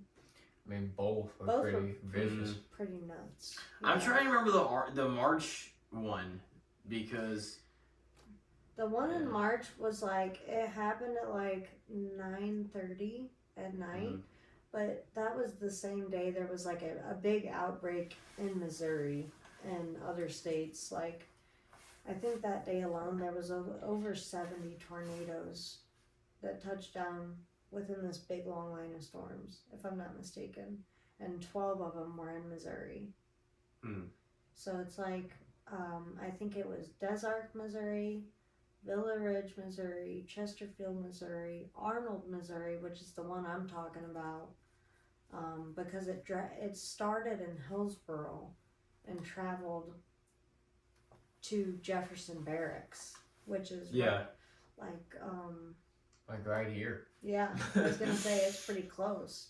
So I was wondering if you were working that night, if you were here at your house, or if you were working. If you remember. No, I was probably here, but the thing is like after the stuff in May, I couldn't remember. I probably would if I if I like went back or had any context clues, but Yeah. off the top of my head, after the one in May, I couldn't remember the one from March. You know what I mean? Like a little earlier. The one But I from had to have March. been here, most likely. There was a video that went viral from the one from March of a guy trying to close the doors at a Hot Shots in Arnold. Mm. And like apparently like the winds were like blowing the doors open and he couldn't shut them. And they were like, fuck those doors, get in here. And like there was like within hours that video had like 1 million views. And I was just like, that's crazy. That's crazy. Yeah. I mean, it's one thing to stand there and watch a storm, but when you're getting tornado warnings on your phone, because I just got off work at 9 o'clock whenever that tornado warning was issued. And I got the tornado warning on my phone and I looked at it and I said, I got about 30 seconds to decide if I'm going to drive home or if I'm going to wait out the storm here at the casino. And I was like, well, if I'm leaving, I need to go right now. Like right now. And I did. And I was driving home and then you could just see it in the sky. It just looked eerie. And it was like up towards St. Louis, it was like still. And I was like, that isn't good. Like, it, you know, when it gets... When the air just yeah, doesn't feel like when there's no anything's wind moving. and nothing's moving and it's just like you don't hear any insects, you don't hear any birds. Like, that's They're not like, good. oh shit, go hide. Right. When all the animals go hide and there's no wind, you're like, something bad's about to happen. Yeah. The calm before the storm. Ooh. I had parked in the parking garage that night because I wasn't sure if I was going to get off before the storms were going to hit. And just to be safe, I wanted to protect my, car and put it in the garage. So I put it in there and I hurried up. As soon as I got off work, I hurried up, clocked out, and I ran up to the parking garage as fast as I could, jumped in my car, pulled out of the parking garage, and kind of, went slow out of the garage because you can bottom out at the bottom. And then I hit 55, got on there, and it wasn't until I hit, I think it was Revis Barracks and then Merrimack Bottom Road. And that's when I knew something bad was going to hit Arnold, St. Louis area. Because you would look out to the right, it was out west, and you could see power flashes. And what I thought was lightning at the time, I didn't know it at the time, it was power flashes I was seeing way off in the distance. And it was like, it was just crazy to think about because I thought it was just lighting up the sky like crazy. And I was driving home, I called my mom about 10 minutes into the drive and I was like, Mom, maybe she called me, I don't remember now, but she had called me and she was like, where are you? And I was like, I just left work like 10 minutes ago. And she's like, there's a tornado warning. There's a tornado in Hillsborough right now and it's headed towards Arnold. And I was like, no way. So I said, okay, well, I'm driving home. And when I go to work, I take 21 to 141 to Highway 55, right? But on my way home that night, I couldn't decide which way I was going to go back home. And I was like, okay, I'm just going to take 55. And I'll go 55 to Z Highway, to A Highway, back to Hillsborough. And so I'm thinking, okay, I should have enough time to get through. And I did. I made it through Arnold like 15 to 20 minutes before that tornado hit. But if I would have went down 21, New 21, I would have ran straight into that tornado. Or gotten way closer than I wanted to be. Yeah. I've never seen a tornado and I've always wanted to, but not at night. And definitely not that close. At night just feels even more terrifying. I was doing the math in my head and I was like, okay, it takes about roughly this amount of time to go this way, and if I would have went the way I had planned on going, I would have ran into that tornado, like head on. Yeah. And it tore up trees along New 21 and it did some damage over there too before it got to Arnold and really did a number on their complex shopping centers. So, yeah. It didn't get you. Thank God, man. That Yeah. shit was so scary. I knew man. as soon as I got up towards Merrimack Bottom, that shit was gonna be bad. And There was some. You could just see it in the air. It looked green and blue when the lightning would strike. There was some crazy storms like earlier in the spring. Remember, like the very beginning of the year, there was like helicopters kept crashing and shit, or like planes. Yeah. You're like, what the fuck is going on? What is going on? That was crazy. And then the events of like the last few months and like murders, and we lost some great people this year, and oh my God, Hulk Hogan's gone, and Ozzy Osbourne's gone, and R.I.P. dude. fucking, you know, there's a lot that happened. You Yeah, know, a lot of like Just actors kinda and looking at stuff went this year too. Seems like it's just like, damn. I mean, it happens every year. I know there's a lot of loss every year. it was a big one though, man. Yeah. It was, you know, not to be all morbid. I know the world's No. falling apart. And it's You're fine. mostly your fault. No, I'm kidding. but It's all your fault. But no, but you know what? Hopefully we've got some better days looking ahead. I hope so. I just you said that, and I was just thinking about something that Let's I just not do that again recently this spring. found out. No, With the let's not tornado do. Let's shit. not repeat any of that that I just named like next Yeah. year. It's like So it's crazy, like when I don't know, when I look back on this year and stuff, I just think about like what I did this year in my free time and whatnot. And when I was on Facebook, like I kind of stayed silent this year. I didn't really react a whole lot to many posts, and I just kind of sat back and watched. But I was watching a lot of reels on Facebook this year, and some of the reels I was watching was a couple of these boys out in LA that they would play these games. It was like rock, paper, scissors food challenge, or like bottle flip food challenge, where you flip a bottle, and if it lands, you get to eat, and then the next person has to flip the bottle, and if it lands, they get to take your place and eat, and if the next person gets to flip the bottle, and if they don't land it, they don't eat, and then, you know, it just goes on till all the food's gone. And those are the kind of videos I was watching this year, and like just random stuff, and it's just, it was some fun to do that made me hungry or pass the time. And it was like the other day, it was like right after Christmas, I had woke up from a nap and I checked my phone and I found out like these guys that I've been watching all year, the one that seemed like the happiest in all the videos and like, you know, just a carefree, fun guy, he just committed suicide in December, like on December 11th, 2 weeks before Christmas. And it just made me really sad, because it's like, it was a shock. It shocked a lot of people. And it made me cry. Because it's just like, you really never know what somebody's going through. They seem like the happiest person, you know, in their videos or their content and whatever, but it's just like,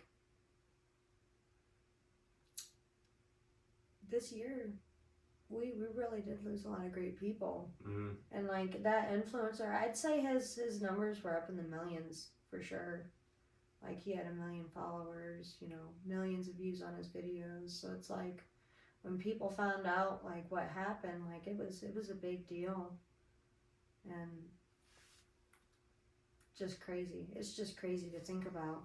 I just, this year as a whole, like everybody we've lost, and Yeah, it's been a tough one. Yeah. It's been a lot of like, we definitely took a lot of hits this year. You know what I mean? Like it definitely. R.I.P. We got beat up. yeah. And all around. Yeah, I lost my grandpa back in February, my mom's dad. So that was tough. But I think I don't know. It's just like something I heard like the other day was you know, the weight doesn't get any lighter, you know, you just learn how to carry it differently. yeah. So it's just like, that's so real. But yeah, I'm hoping 2026 brings new, blessings and just like rewards that are long overdue. Yeah. So for all of us. So. Yeah, I think things have turned. Hopefully. And in a lot of ways, I think we're getting ready to enter something else. And the next year's the first of that. Mm-hmm. Hopefully it's a step in the right direction. Yeah. Across the board. And it's crazy, I just thought too, is like next year is going to be 2026, and then the year after that is 2027, so it would be like 6, 7. There it is. There's your callback. People are going to be like, oh my god, shut the fuck up, Sam. Well, thank you very much for coming on again. Yeah, absolutely, guys. Thank you Thank for you. starting and ending the year with us. Yeah. Absolutely. Thank you. It's been a pleasure. I mean, I'm just happy that you guys had me back again. I couldn't believe it when you asked me. Oh, absolutely. Wow, so soon. We've always had a good time on here. Yeah, we really do. And maybe next time I'll bring the rum punch, because that did sound good. I just it's been a long day. I don't know if I was ready to really get my drink on tonight. Yeah, no, that's understandable. Yeah. Well, it's our 50th episode of the year. It's the most of all time in 1 year. Hit the big 5-0. Yes, right at the end of the happy year. 50th. Thank you. For your 20. Hey, it's 2025. There's 25 times 2 is 50. Yep. 2025. And I don't know. I just thought that was cool. 2025. It's like 50.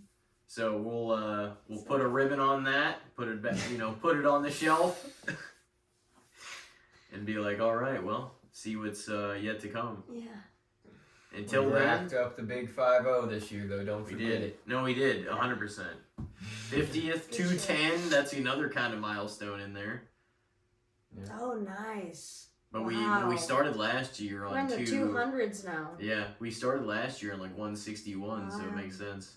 Dude. So we'll start next year in 211. That's so awesome. You guys gotta let me know when those hoodies come out too, because I yeah. want one. Yeah. Oh yeah. What size are you guys wearing again right now? We have larges on. Yeah. Okay, cool. Yeah. Let us know if we want to put you on the list. Oh, I'm getting a large for sure. So, well, yeah. It's been one hell of a year. Couldn't have done it without all the guests, without our own effort, and without the listenership. So, thank you everybody for tuning in, supporting, and here's to 2026. Yes. Yeah, Happy you. New Year. we'll see you Happy next New Year. Happy New Year. Take care, everybody.